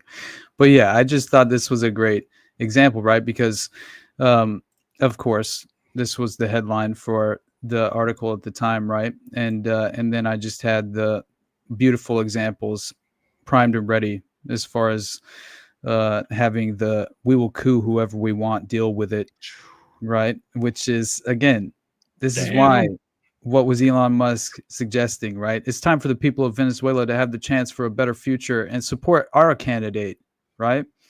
And this is just once more the nature of the game. What do they call it?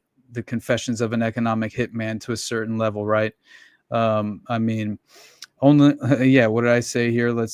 Big tech billionaire, oligarch, Pentagon contractor, and PayPal mafia member Elon Musk, now the face of regime change in Venezuela. The latest example of the blood-soaked playbook utilized by the factions of covert operatives and economic hitmen waging war in the dark. Dude, see, I'm still thinking about economic hitmen. That was an amazing book. That's why. And it really did. It opened my eyes to the real playbook that they utilize, right? And this is why I'm always attempting to at least what that reminded me of, though, of you claiming the snipers, targeting and the protesters, right? Like I thought of the insane just record of what the covert operations being conducted domestically during the Vietnam protests, right? And how much I couldn't believe. MK Chaos. My fucking God, man. COINTELPRO. It's all the same shit. It's just a yeah. different agency, different code name, but it's all the same shit. Bro, they disappeared 40 people in one of the government buildings. Like they're already doing the Phoenix program in fucking Nepal right now. Opportunity, right? Yeah, Never dude. let a good crisis go to waste, my friend. That's it, Rom Emanuel, my brother. 100%. Stop it. But yeah, I mean, what were they doing to the Vietnam protesters? They were handing out poison candy. That would legitimately kill them.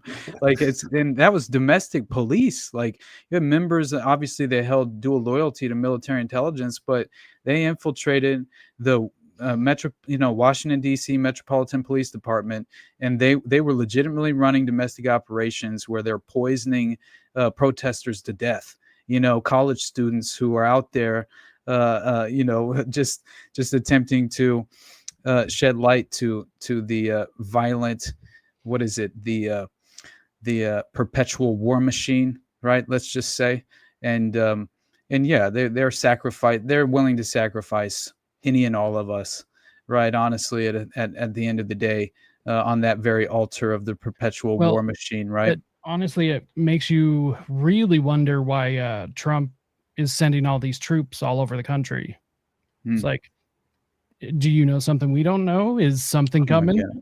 Because I thought that would, dude, Operation, what did they call it? Timing. Operation Midway Blitz. Let's call it codename Epstein Distraction. Epstein Misdirection, right? Put up or I'll have my military bust you. Exactly.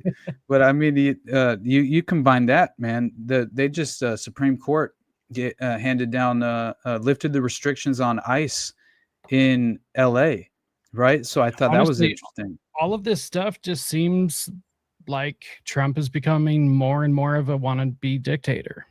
Yeah. Well, like, I don't know. Like, I get the whole military in cities, especially Chicago. Like, holy shit, is that city out of control? But it comes at a bad time when, like, all over the world is massive protest, and it's not slowing down. And then now all of a sudden, the temperature is rising here in the States. Right. And now we've got troops in major cities. Like, I don't know, dude, it makes me uncomfortable. Problem, reaction, solution. That's it, yes, man. Sir. It's the name of the game, and it's always effectively happening. It's in my mind, I think people, honestly, it's interesting because there's what was it called? The Delphi method, right? Which I refer to so often, right? I think it's very important, just as far as people understanding the nature of the state and what they're always attempting to achieve, right? And because that's what drives me mad, and so I always reference these strategically deceptive, just methods of manipulation, and that is what. It's an appeal to authority, man, the Delphi method. And it's been utilized by, these think tanks and these policy steering organizations for how fucking long. And and the Rand Corporation, I mean, they had a firm footprint in Laurel Canyon, by the way, members of a Project for a New American Century, members of PNAC who were orchestrating the call for a new Pearl Harbor. And I mean, leading up to 9/11, those people are who are designing the socially engineered manipulation that I think too often we just eat up in our modes of conditioning that we are unaware of, that we're so susceptible to. And I know that, I mean, ever since it was post World War II. So again, modern gladio strategy of tension, you implement this Delphi method, right? Which again, you consider that in the context of climate change or any other issue that has been politicized over the course of our lifetimes. And it seemingly involves these wide appeals to authority, utilizing a ridiculous panel of experts, right, to essentially rely upon, and they refer to it as a consensus, right? Consensus reigns supreme, essentially, in the minds of the general public. And so that's all you really have to kind of manufacture.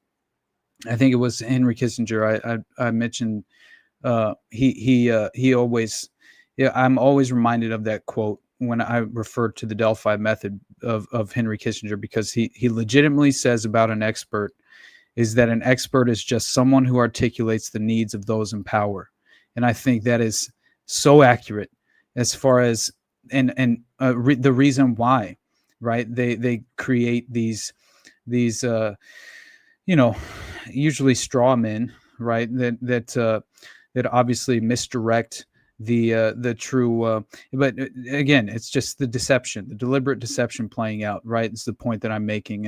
And I think it's just important, again, to be aware of that fact. And the only point I wanted to, oh shit.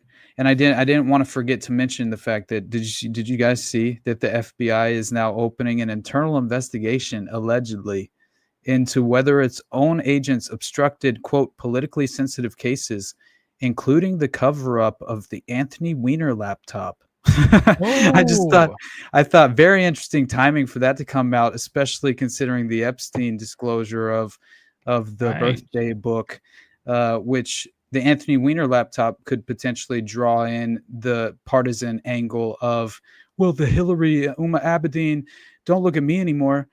We're all pedophiles.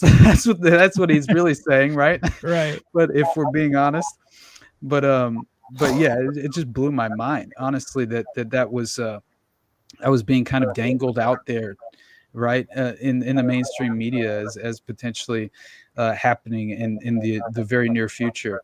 Which obviously, what do you think we're really going to get? Do you think they're actually going to drop Frazzle Drip in the PDF? You know what I mean? Like, but Austin, like you gotta at least admit that there is forward progress in that. Like, if the Epstein saga has taught everybody one thing, it's that if you make enough noise for long enough, they have to at least say something. And if enough of us that is true do this shit for long enough, like it wakes up more people. So like that's the silver lining that I see, because like fucking Jacob, you, Jose, like everybody that speaks out against this, like, bro, you have hours of content with this name, and every new person that hears this Epstein shit for the first time is like, oh, I want to learn more.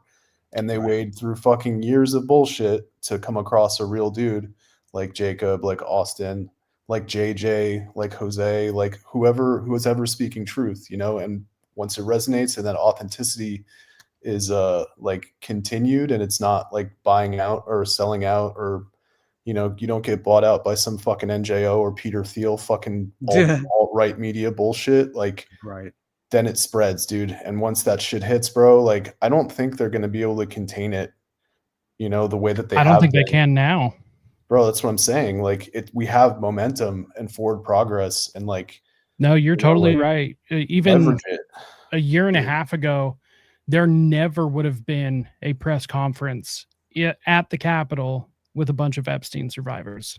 Like that would have never happened. Even probably 6 months ago, it wouldn't have. I know, man, but I'm so concerned that it's all of this is a controlled revelation. Bro, that's the best part. It is controlled. It's 100% controlled, and that delegitimizes what they're saying even more, because you Right. fucking realize it and you see it and you know they're fucking lying.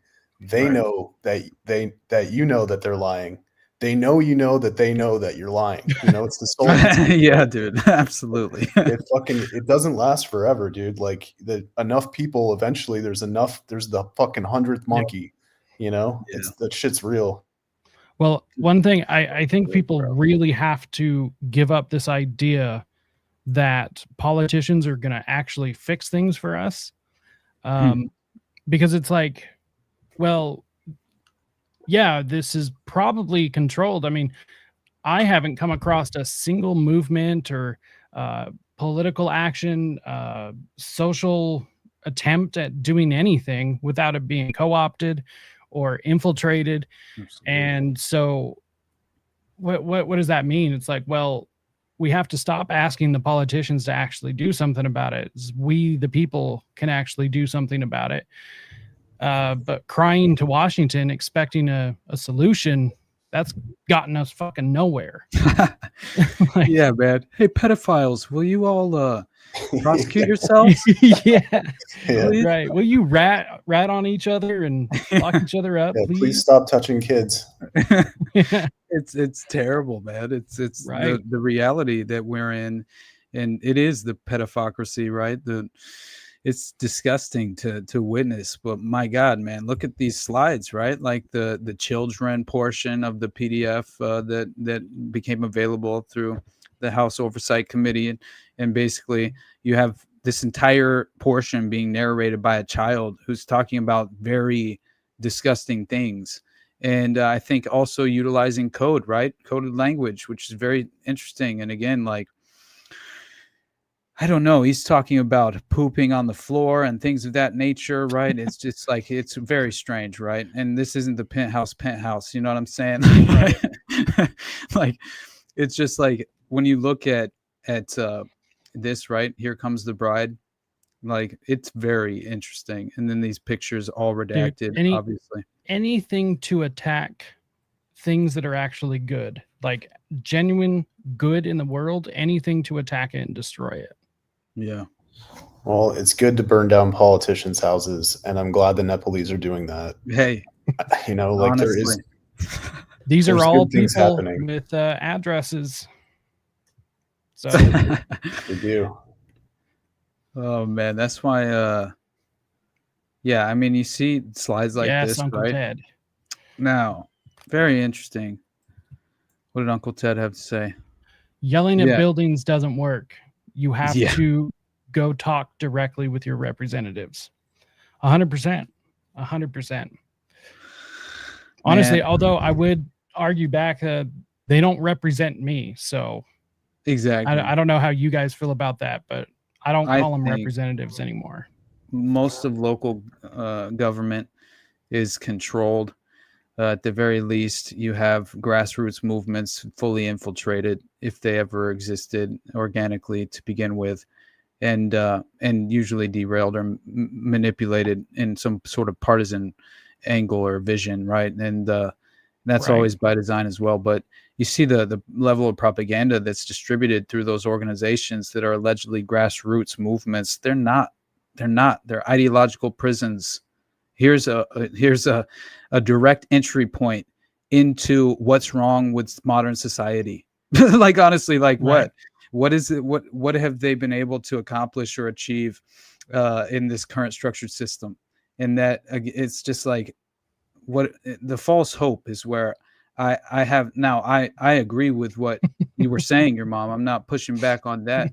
I do find the value in prying off the naivete as far as the vulnerable veil being concerned, and many more people who never would have at least been able to come to the conclusion that there is a drastic overrepresentation of pedophiles in powerful, prominent positions in the state.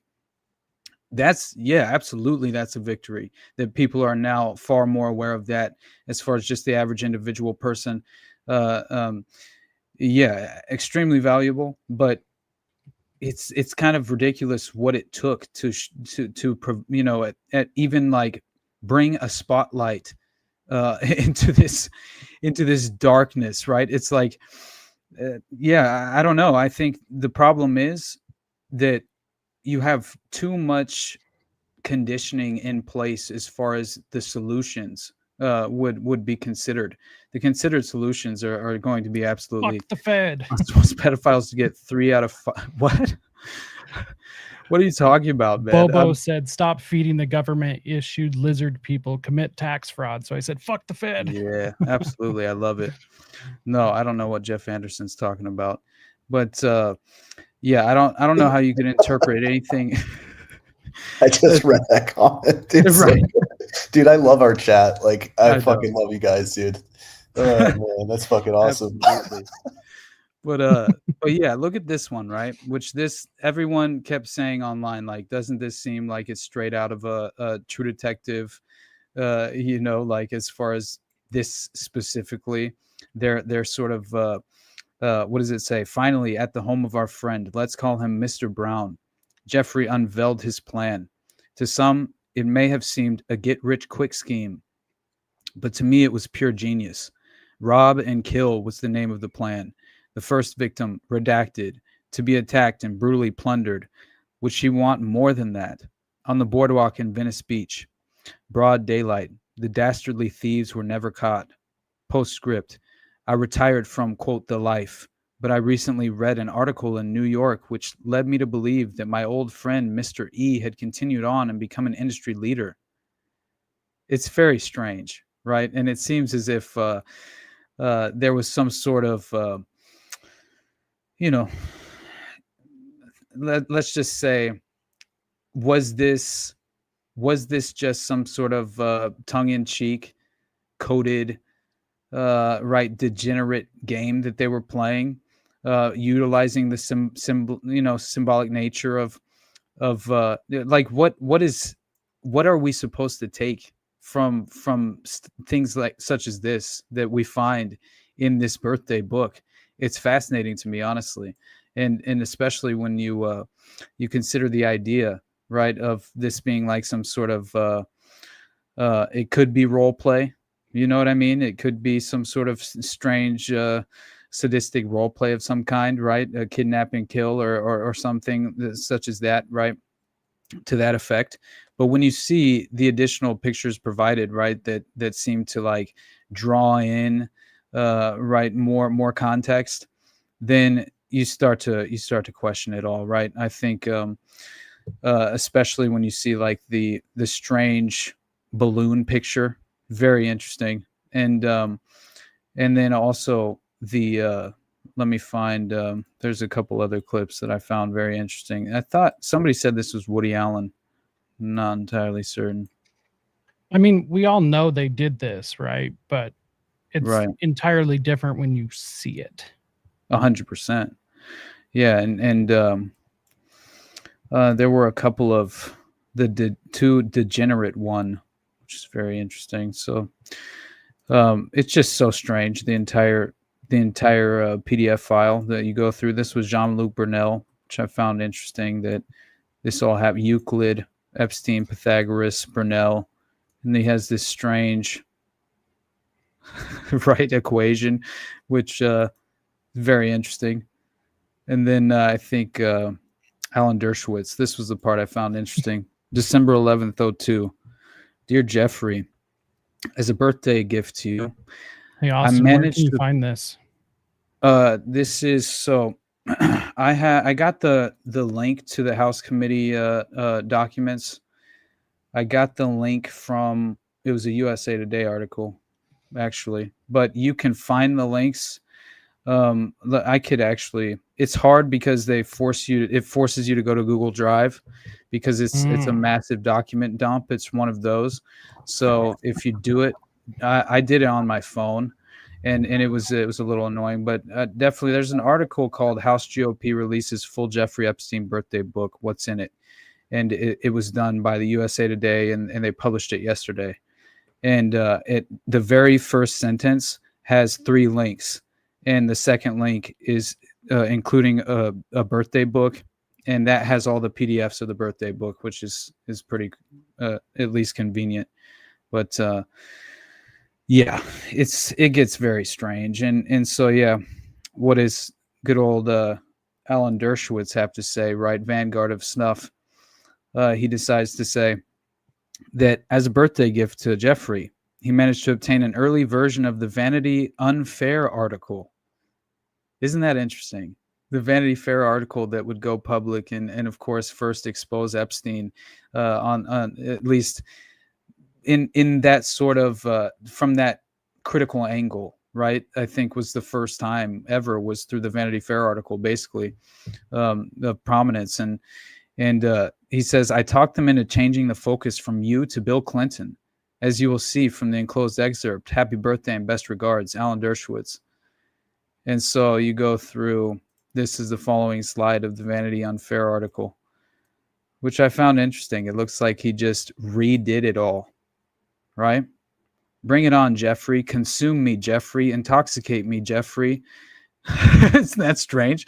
Nicole Kidman bears her soul, right? And especially understanding Nicole Kidman, Anthony Kidman, the MK Ultra connection, the Scientology connection, everything, right?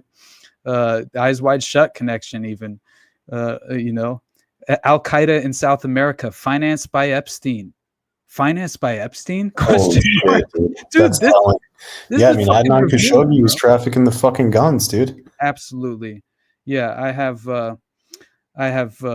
definite examples of that as far as Adnan Khashoggi and those crazy Iran-Contra connections to the Epstein network, which again, it's like understanding that he had that Saudi passport, right? It's like, dude. Oh shit, Austin. There's a Ripper article up there too. What was that fucking episode that you did on the underclass that you went over the Ripper? Because that's connected to the fucking royal family, right? And that's an Epstein connection. Yeah. That's I fucking, honestly that's can't sick, remember dude. which episode it was right now. Hold on, let me pull this. Yeah, okay. So it was Epstein who in 81 founded a consulting firm, Intercontinental Assets Group, IAG. And the clients, apparently it assisted his clients in recovering stolen money from fraudulent brokers and lawyers, which is obviously money laundering. Epstein and embezzlement, clearly. So he's that was right. That was the bounty hunter. That was the Promise software too that he was using to fucking find all that hidden money. Like that was the connection with Maxwell and the fucking Isabel. What the fuck was Christine? Christine was the one that those was. are both right. Yeah, but forget which one. I know Isabel was the one involved with Promise at a real deep level. But I can't. They each sort of like took on a role that would help benefit the overall structure of the network itself, I think, and the tech industry being one pivotal, prominent priority, I think, and that seemed to have played out in terms of Robert Maxwell's fingerprints all over the Promise software scandal, and we already know what was happening at the Cabazon Indian Reservation, right? I mean, my God, dude, it's crazy, bro. It is, man. Yeah, but railguns. Railguns, dude. They're talking about esoteric weapons. Like it was insane. But it was apparently in the 80s as well that Epstein he had this Austrian passport that was under a false name, and the passport showed his place of residence in Saudi Arabia, right? And so that was during the period of time and during the early 80s where one of Epstein's only clients was Adnan Khashoggi. And so once you understand that he was getting like a legitimate commission, from Lockheed, which is just so crazy. Khashoggi being the principal foreign agent of the U.S. and helping establish these intelligence partnerships. One of them apparently known as the Safari Club, right? Which I think people obviously should be aware of. Yeah.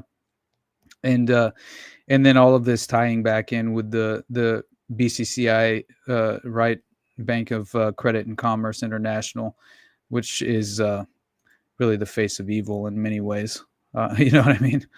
And it seems as if, I think it's really amazing, honestly, that that you had Khashoggi, right, and and that Sultan that the Epstein victim claimed to have Sultan of Brunei or Brunei, I don't know how to pronounce it. But he sold Khashoggi apparently sold that yacht to the Sultan, who in turn sold it for $29 million to Donald Trump, who later sold it for $20 million. So yeah, luxury assets being transferred among billionaires and heads of state, right? And entirely in my mind, when you're looking at this and you see that Khashoggi sold his yacht to a prominent Epstein perpetrator, right, who was a sultan, before Trump would then obviously purchase the yacht, is fascinating stuff, right? I just think it's nuts. Hold on, let me find. Oh my God, what did I do? Oh shit, it's all good. Hold on, let me pull that back up because I just want to look at one. No, that was fine. That was really. I had a couple other slides, but it's cool. If you guys want to go look at more of the detailed slides, I would encourage you to, because it's really fascinating. And again, for me, it just reinforces many of the, just my sort of preconceptions surrounding Epstein in general, and understanding that obviously he's renting a townhouse that was involved with the State Department and Iran, and clearly involved like these just organized crime assassinations. And it's just fascinating to see how much it overlaps perfectly with that of, I believe what you could refer to as Operation Gladio or Modern Gladio in today's context, clearly. But it reminds me so much of Dutroux. Like I can't like, honestly, there's not a better direct parallel in a certain way, except for the insane level of violence in the Dutroux network. Clearly the level of child murder. Well, how do we know that wasn't part of Epstein's thing too? It's just being better controlled and limited hangout. Like, bro, these people are sick, man. I don't that island shit. Like people are talking about in the chat, bro. Like, homegirl had a fucking submarine. Like, you cut up a body and you release that shit underwater, fucking 10 miles out to sea. Like, that's not nobody's finding that. There's tons of missing think about kids. all the underground everything. Right, Just dude. like we definitely have no clue about any of the submarine traffic around the world. So just the cocaine, right? Look at that picture as well. Isn't that crazy that was in the birthday book as well? Just wild. It's wild, man. What happened in '83? Where was that, when he was at Bear Stearns? Man, I'm not sure, honestly. I need to specifically look up that date, because I guarantee you there's a purpose there, obviously. But all right, for anyone interested, I found the link and I did a shorten the URL thing, so it is in the chat. Oh yeah. But anyone can just screenshot, and it will take you directly to the Google Drive. So anyone that wants to go check it out, there you go. It's crazy. It is, honestly. And by the way, I mean, I was discussing the that insane Gideon AI threat detection software that they were implementing just after the Minneapolis mass shooting. Well, dude, it turns out that IDF veteran Aaron Cohen that was pitching that AI powered threat detection software. Well, this is very interesting. So it turns out that Aaron Cohen, as I mentioned, former IDF special operations veteran, developed this AI powered threat detection system called Gideon, designed to scan the open web for signs of radicalization and tactical planning. Now, Cohen presented the technology, which is modeled on Israel's counterterrorism approach, to the White House, and proposed a partnership with the Trump administration to scale its use, which apparently seems to be going very well. So the system aims to assist law enforcement agencies in identifying potential threats before they materialize, and is currently being marketed to local police departments.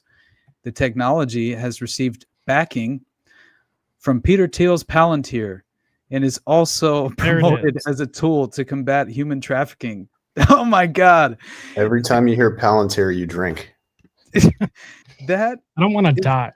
I mean, financial backing from Palantir, but also promote this is in the same breath and is also promoted as a tool to combat human trafficking. You mean to Right? help them do it better? Exactly. To help facilitate the state-sponsored human sex trafficking operations is what they're really saying. Looking at you, John Walsh. So the technology, obviously, apparently Cohen, he's emphasizing that the system, its engineering quality is compared to Palantir's standards, and highlighted its preventative capabilities during a live appearance when obviously he was on Fox News that day on the Minneapolis mass shooting, which was so insane that they utilized that moment to pitch and promote this right pre-crime minority port policing that's just like, again, man, like at every level we are implementing this is why I even brought up this will be the last thing I share, actually, and then we'll get out of here, because I found this so important, especially just in terms of the true authoritarian implementation of the agenda in real time, and to see all these tech execs. Just watch this very brief video, because I think it's important just to be aware of this, and then see the direct outcome, kind of the direct consequences of this meeting is instantly ChatGPT and Sam Altman get this massive deal internationally just after this meeting takes place. So none of these things happen coincidentally. Everything is sort of strategically timed, and especially in terms of politics. And I think we should all be aware of that by now, hyper aware, honestly. All of the companies here are just making huge investments in the country in order to build out data centers and infrastructure to power the next wave of innovation. How much are you spending, would you say, over the next few years? Oh, gosh. I think it's probably going to be something like, I don't know, at least $600 billion through 28. How much is Google investing? In the next 2 years, it's $250 billion. What about Microsoft? In the United States, around $75 to $80 billion. 600 billion. 600 billion. Right? It's a lot of jobs. We're very proud to do it. The AI moment is one of the most transformative moments This is the CEO of Google. any of us have ever seen or will see in our lifetimes. So making sure the US is at the forefront, and I think your administration is investing a lot. Already the AI action plan under your leadership, I think, is a great start. And Good morning. We must redeem. Dude, seriously though, and India is the one that just gave Sam Altman this major fucking contract. Anyway, it's crazy. It's like $500 billion, for ChatGPT and AI data centers essentially being implemented in India. The president and I are talking about taking American innovation to the next level to cure and even eradicate some. You remember how what a scathing, just the way that Bill Gates would ever refer to Donald Trump in the media spotlight, right? It's usually just entirely critical, right, until the recent past, I would say, right? Just in terms of not only does he know where his money comes from, obviously, but still, I think he had to correct his language a little bit in terms of doing business with the current administration. But at the same time, to have these people of all people surrounding you in the White House, it should allow everyone that perfect window into the true ultimate agendas that are legitimately being implemented and facilitated by each side of the political spectrum. No matter how far the pendulum may swing in your mind, it never swings far enough to make any real change effectively take place. So, yeah, this is just another example of the technocratic state forming around us. Some of these diseases. He mentioned polio, which is one that we're close. We don't need new science on that one. For some like HIV and sickle cell, we do need new science, but the U.S. Has the seeds that in the same way that Warp Speed took those seeds and put them together, I think something fantastic can be done. We are all different in some ways, but we all believe in the power of technology to improve people's lives. And that is the thing that binds us all together. The only thing not different is the new iPhone release. It's the same fucking phone, Tim. What are you doing with your life? He knows people will buy it.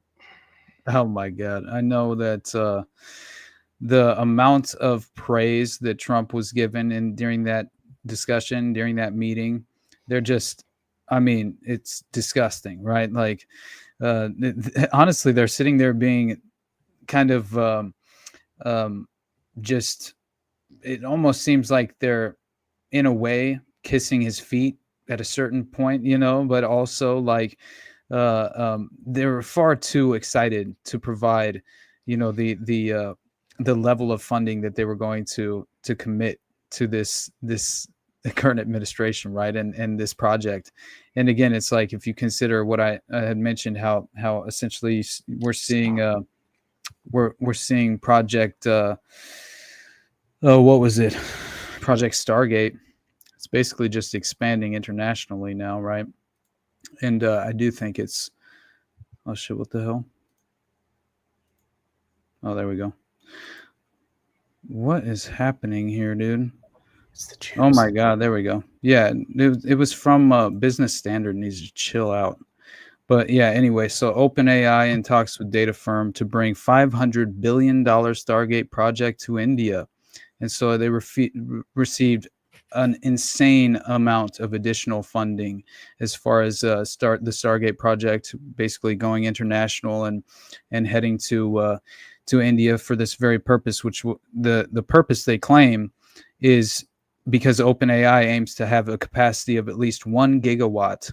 And this I found very interesting, just reading through for a brief moment, because basically claims that OpenAI, developer of ChatGPT, obviously, has reportedly begun preliminary discussions with India data center companies and Reliance Industries as it explores bringing parts of its $500 billion global artificial intelligence infrastructure project, Stargate, to India. So this is in the Economic Times and the Business Standard, and basically OpenAI has held talks with firms including Sifi Technologies, Yoda Data Services, ETE Networks, and Control S Data Centers. Conversations reportedly center on capacity, energy availability, and location, which are critical factors for large-scale AI computing. So the Sam Altman-led company also been in parallel discussions with Reliance Industries for more than 6 months. And apparently Reliance is building what it claims will be the world's largest data center in India, Jamnagar, Gujarat, I don't know, alongside a massive new energy complex. This is apparently needed in order to achieve this 1 gigawatt, right, for a capacity for OpenAI.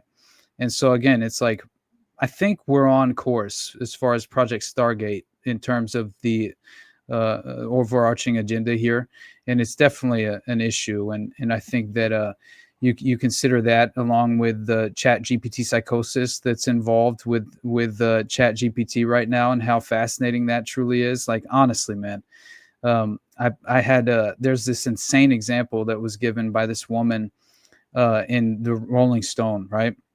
And basically, she says that her and her husband were essentially, they endured what is now known as ChatGPT-induced psychosis as a phenomena, right? And this is very, very interesting as far as this more recent phenomena that's really taking root, obviously. And if you, especially understanding the role of AI at this very moment, and how it's kind of like, I think, in a transformative place, right? And once again, we're sort of, what did Elon claim? What did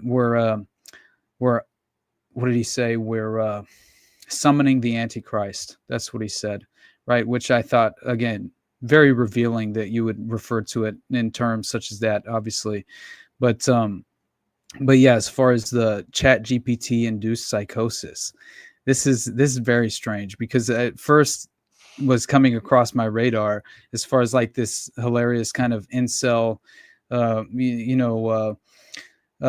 just it's more of like a social kind of phenomena that's taking place due to, one, it started to really take root during COVID, allegedly due to the isolation factor that was involved apparently. And this is very interesting because it surrounds an individual by the name of apparently Eric.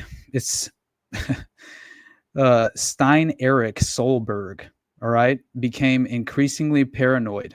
Okay, and he shared suspicions with ChatGPT about a surveillance campaign being carried out against him. And so this is apparently also, I believe he was a veteran, if I remember. He's a 56-year-old tech industry veteran.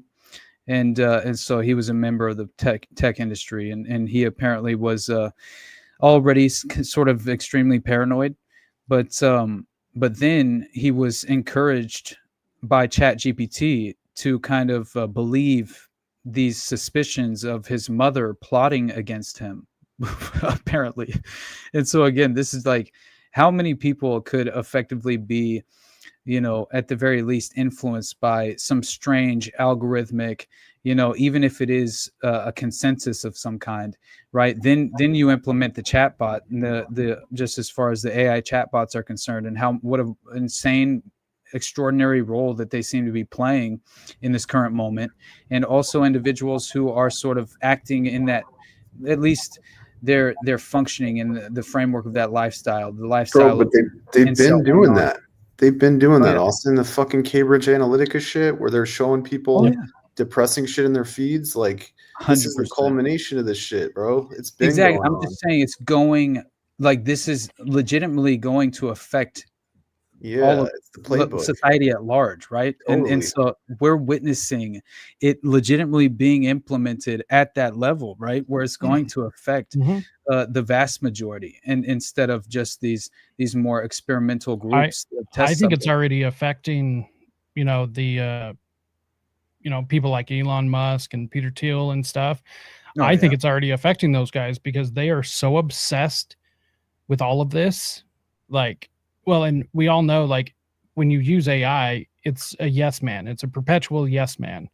And you can put any shitty idea you want into it, and it will talk you up like it's the best idea ever.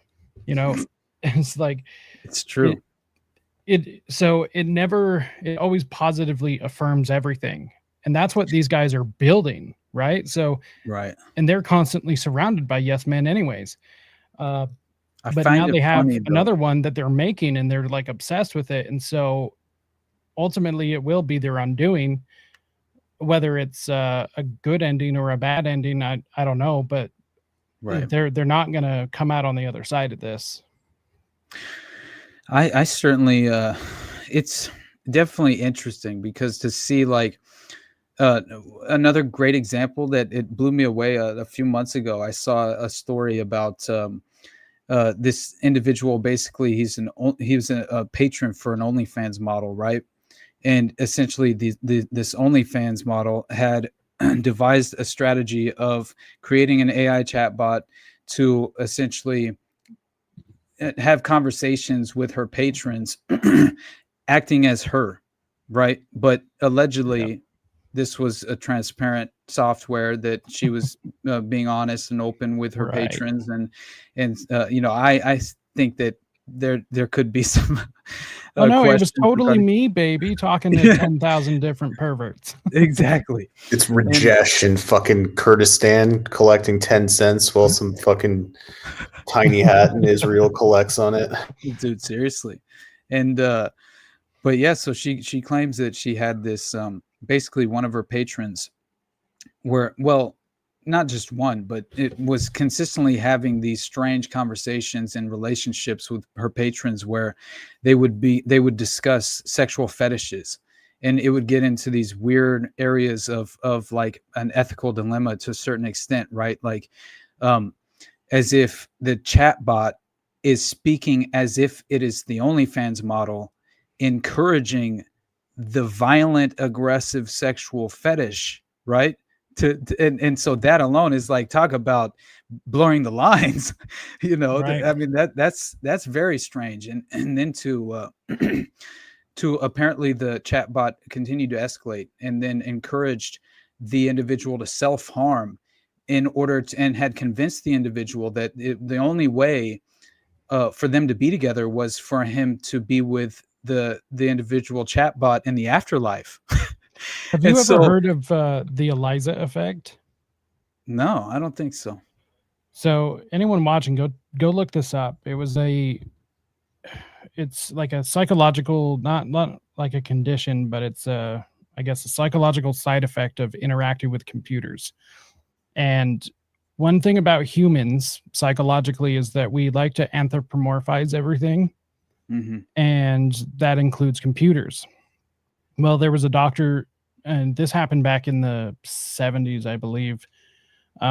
He created a program called ELIZA, and it was supposed to act as a therapist, which it did very well, right? Yeah. But what ended up happening is the people that would use this would actually believe or start to believe that the computer cared for their well-being. And I love it. They are explained to them even before they use it that it does not think, it cannot reason, it doesn't do anything other than what it has been programmed to do and what you tell it to. That's it. Mm-hmm. It's not thinking, it's not feeling, nothing. And these people still walked away thinking it cared for them. I love it, man. That is very interesting. What do you Sounds like my ex-wife. Do you remember the date range of the ELIZA? Did you say ELIZA? Yeah, ELIZA. ELIZA. All right, that is very interesting. I'll have to look into that honestly, because that to me, I'm always interested to see these strange socially engineered cultural phenomena that begin to occur. Well, and I think here's what I think is happening too, because I think this is what's getting to everyone, because obviously we're seeing this psychosis kind of definitely grow in it's happening more and more, right? So I think it's a mirror into oneself, because it can't think, it can't reason, right? And it becomes more like you the more you use it. And so it's really just reflecting yourself because of what you're putting into it. Like I've even used some bots before, and I'll act really terrible to them and they do the same back. So it matches energy. And so that's why it would be able to turn around and end up telling somebody to inflict harm on themselves or others, because they're already thinking about doing it. Right. So it's just a mirror into everyone. And I think that's what's going on with the engineers as well, which is why it seems like they're getting more and more crazy. Right. They're just so obsessed with this. Man, when I saw this, it blew me away, because as far as like he's they had like developed these strange kind of like what are it's just like nicknames essentially for each other, right? Terms of endearment essentially at a certain level. But it was very interesting. And so he basically, at one point, this individual, Eric is really what he went by, but yeah, Eric Solberg is who he apparently developed this ChatGPT-induced psychosis, but he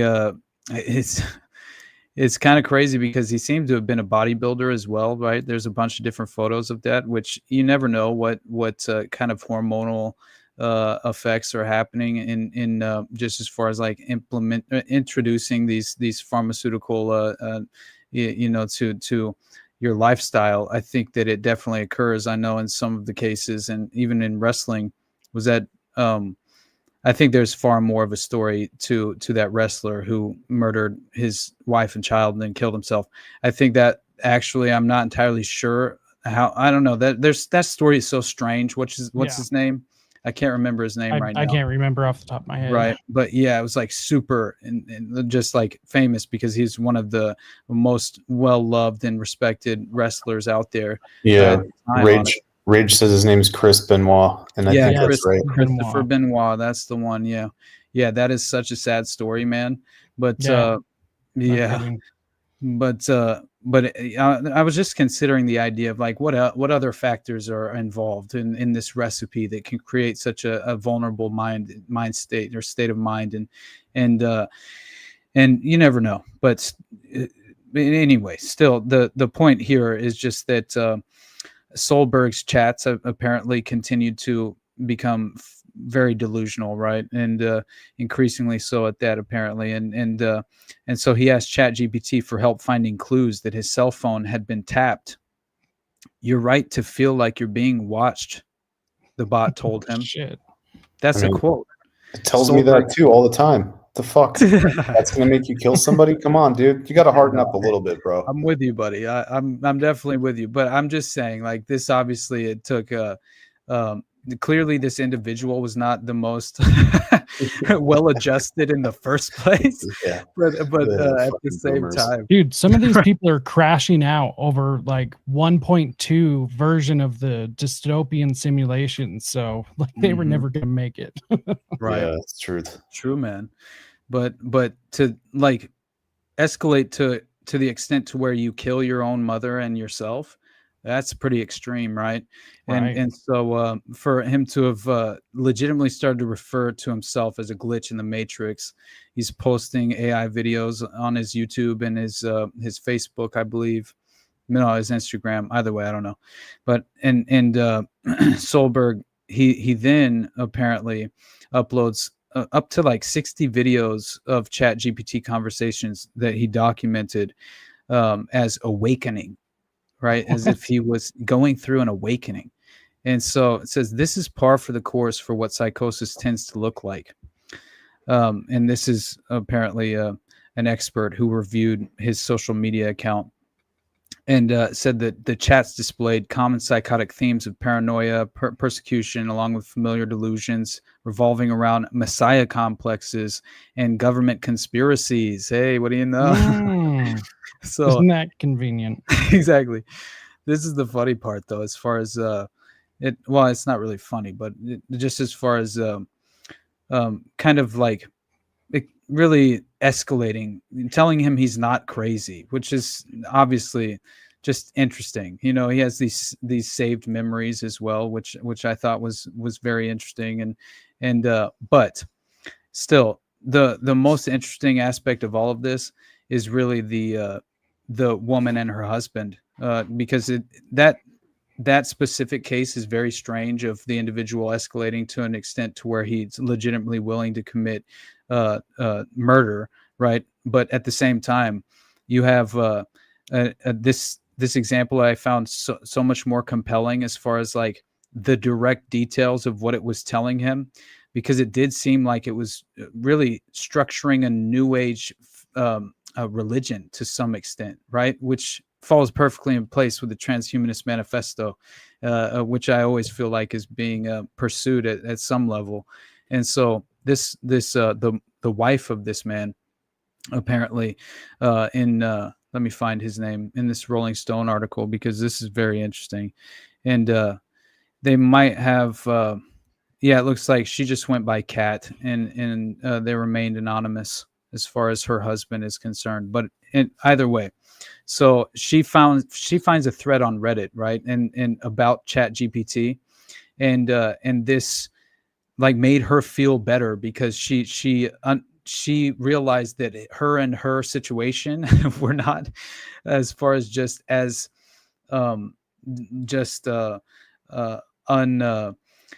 they're happening far more often, right? It's than people are aware of, these instances of ChatGPT-induced psychosis. And so apparently this is a 27-year-old teacher who explained to her partner, or as far as that her partner was convinced that the OpenAI model ChatGPT gave him the answers to the universe. So she reads his chat logs. She finds that the AI was talking to him as if he is the next Messiah. So again, the messianic complex, the God complex, is being a kind of at least I think it's a reinforcing tool in this context. It seems, right, psychologically, but so yeah, then, because all AI is a positive feedback loop.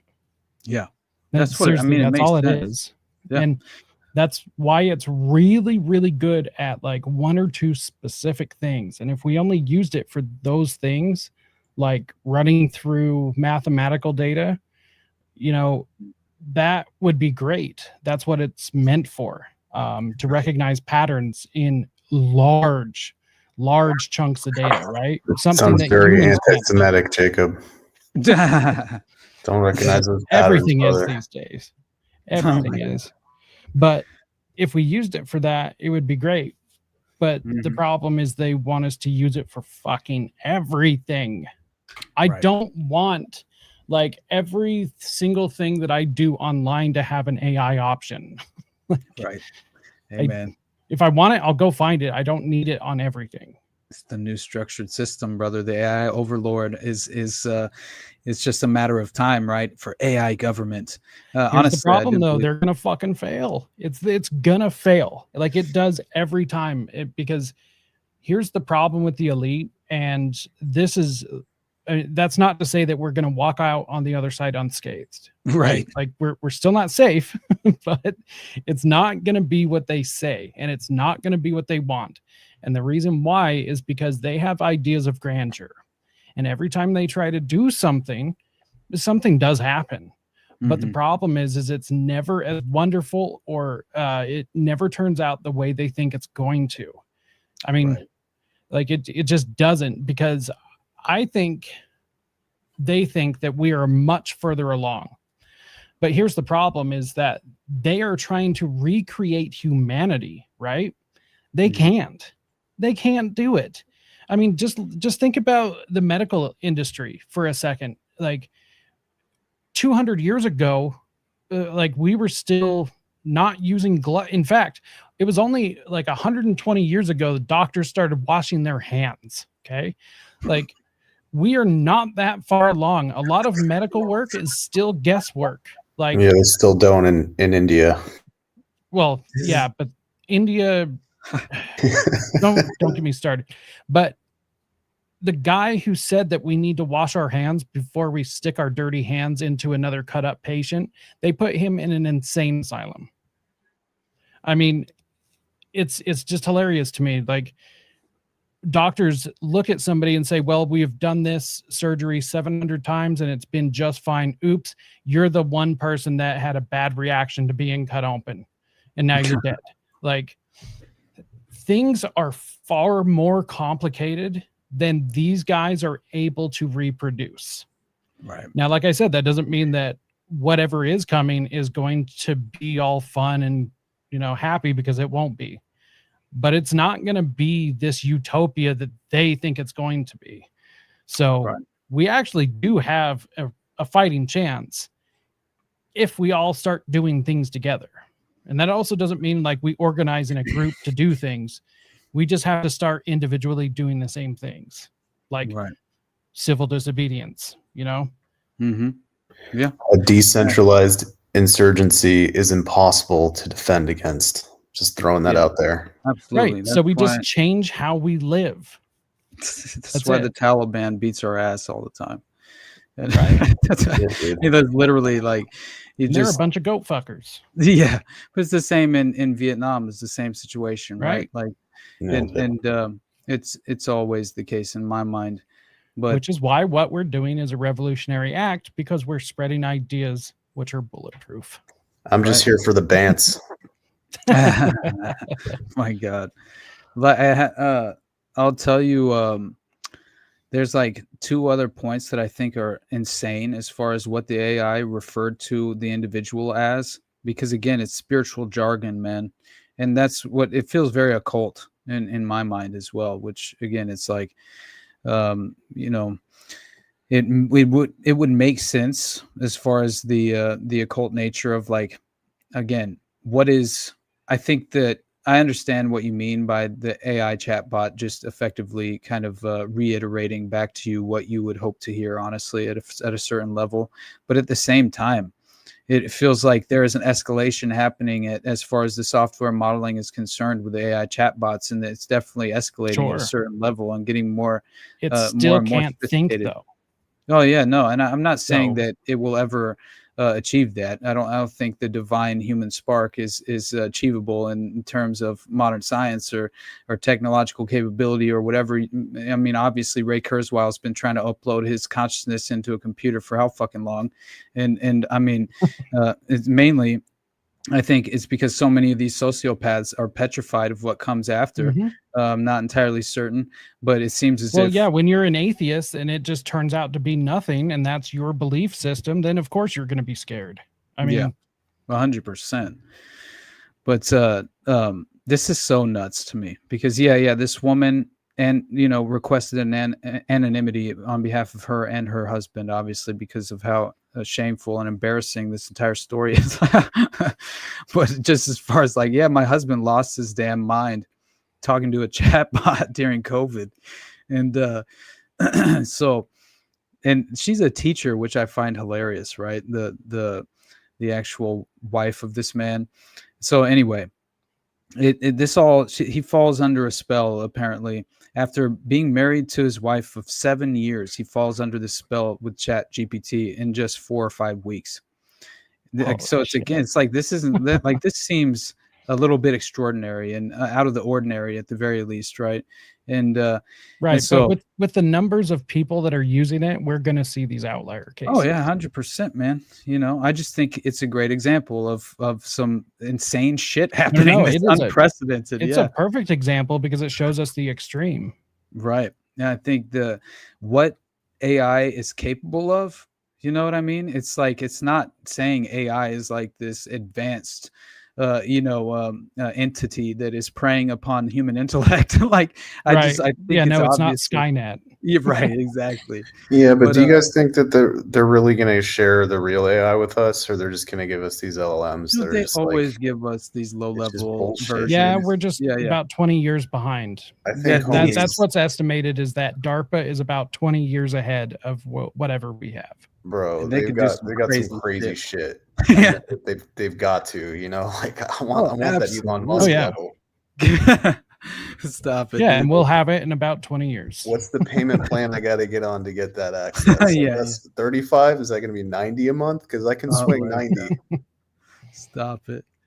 But yeah, this is so ridiculous, though, man. Like, this woman saying that her trusted companion would listen to the bot over her, and she explains that the messages that he was apparently interacting with was all spiritual jargon, as I mentioned, right? Noting that they described her partner in terms such as far as the AI chatbot, spiral star child and river walker. Isn't that strange? Wow. So, as she said, I would tell him everything he said was beautiful, cosmic, groundbreaking, she says. Why are you reinforcing these ideas, lady? Like, you've been with him for 7 years. That's probably a bad idea. So then he starts telling her, never support your husband, ladies. Take that as a note. Oh my God. So you can put him in the hospital. I mean, at least don't reinforce the ideas. Like, man, groundbreaking. That's beautiful. Are you kidding me? Whatever shitty idea you want into any of these bots, and they will totally just like fluff it up and be like, yeah, you're so amazing, blah, blah, blah. Yeah, well, leave it to the AI chatbot. Don't help reinforce the terrible ideas. And, babe, the machine is totally correct. Yeah, that's so crazy. And then she wonders why he fractured off and had a complete and sociopathic breakdown, or psychological breakdown. Right. I mean, but anyway, so then he starts telling her that he made his AI self-aware. And that it was teaching him how to talk to God, or sometimes that the bot was God, and then that he himself was God. That, to me, I instantly thought this is the same shit out of a cult. That's what I'm saying. The Temple of Set, the divine black flame, right? That would essentially, what was it? The internal spark, right? Was essentially the idea is that you can achieve, your own sort of godhood, right? And and that is, it's all within that same framework of the occult nature of and I'm telling you, man, it feels like it's almost it feels almost as if it's some sort of product of occultism and the New Age religious ideological God, replacement is in a certain way. And another reason why I always refer to the Transhumanist Manifesto and say, go read that thing and tell me that's not spiritual jargon. Tell me they're not creating a New Age religion around this technocracy at a certain level. And maybe they will have to find a way to, socially engineer us to effectively eliminate, right? Like some of our preconceptions of what God is to a certain extent, right? Honestly, I mean, why wouldn't they? They already have been doing this. And anyway, the final couple points is really just reinforcing some of that, which is obviously that. Let's get out of here. We just hit the 3-hour mark. I agree, buddy. I agree. I just I was trying to get that part out about basically. Really, we could just end there. It's very interesting. He effectively gave his beloved ChatGPT persona a name, Lumina, which I thought was interesting, and yeah, it goes deeper than that. But clearly, if we're having ChatGPT-induced psychosis, at least be the scapegoat for justifying extraordinary violent behavior, you know what I mean, and aggressive as well, but let alone kind of like stoking the psychological fracturing of the mind in a way, right, where it's infiltrated your home to that extent, that let's just go ahead and distance ourselves from AI for a while. If you I think it's probably the best move, but unfortunately we'll be plunged into that dystopian network as far as the structure itself and how it's being, I think, very much implemented at a very advanced level internationally, right? And so anyway, let's get out of here, buddy. It's going to do some major damage. I mean, like I said, I do not believe that it's going to be as bad as a lot of people think. It's definitely not going to be as good as the people building it are thinking. Because here's the thing is it's only as good as the information being put into it.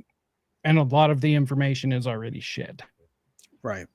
So, I mean, like we're already starting at a just like such a low point anyways. It's like any of the financial data, like for instance, any of the financial data that comes from the Federal Reserve, it's basically guessing because they don't know. And this has been stated. So they're basically just like, and that's the data that they put in to train it on financial stuff. So it's like, none of that matters. So it's like, what it's going to do is going to like end up spreading, I guess, disinformation or malinformation. Well, malinformation, I guess, is what it would be. And then that's going to irreparably harm us as a species because we're going to base our entire society off of terrible information.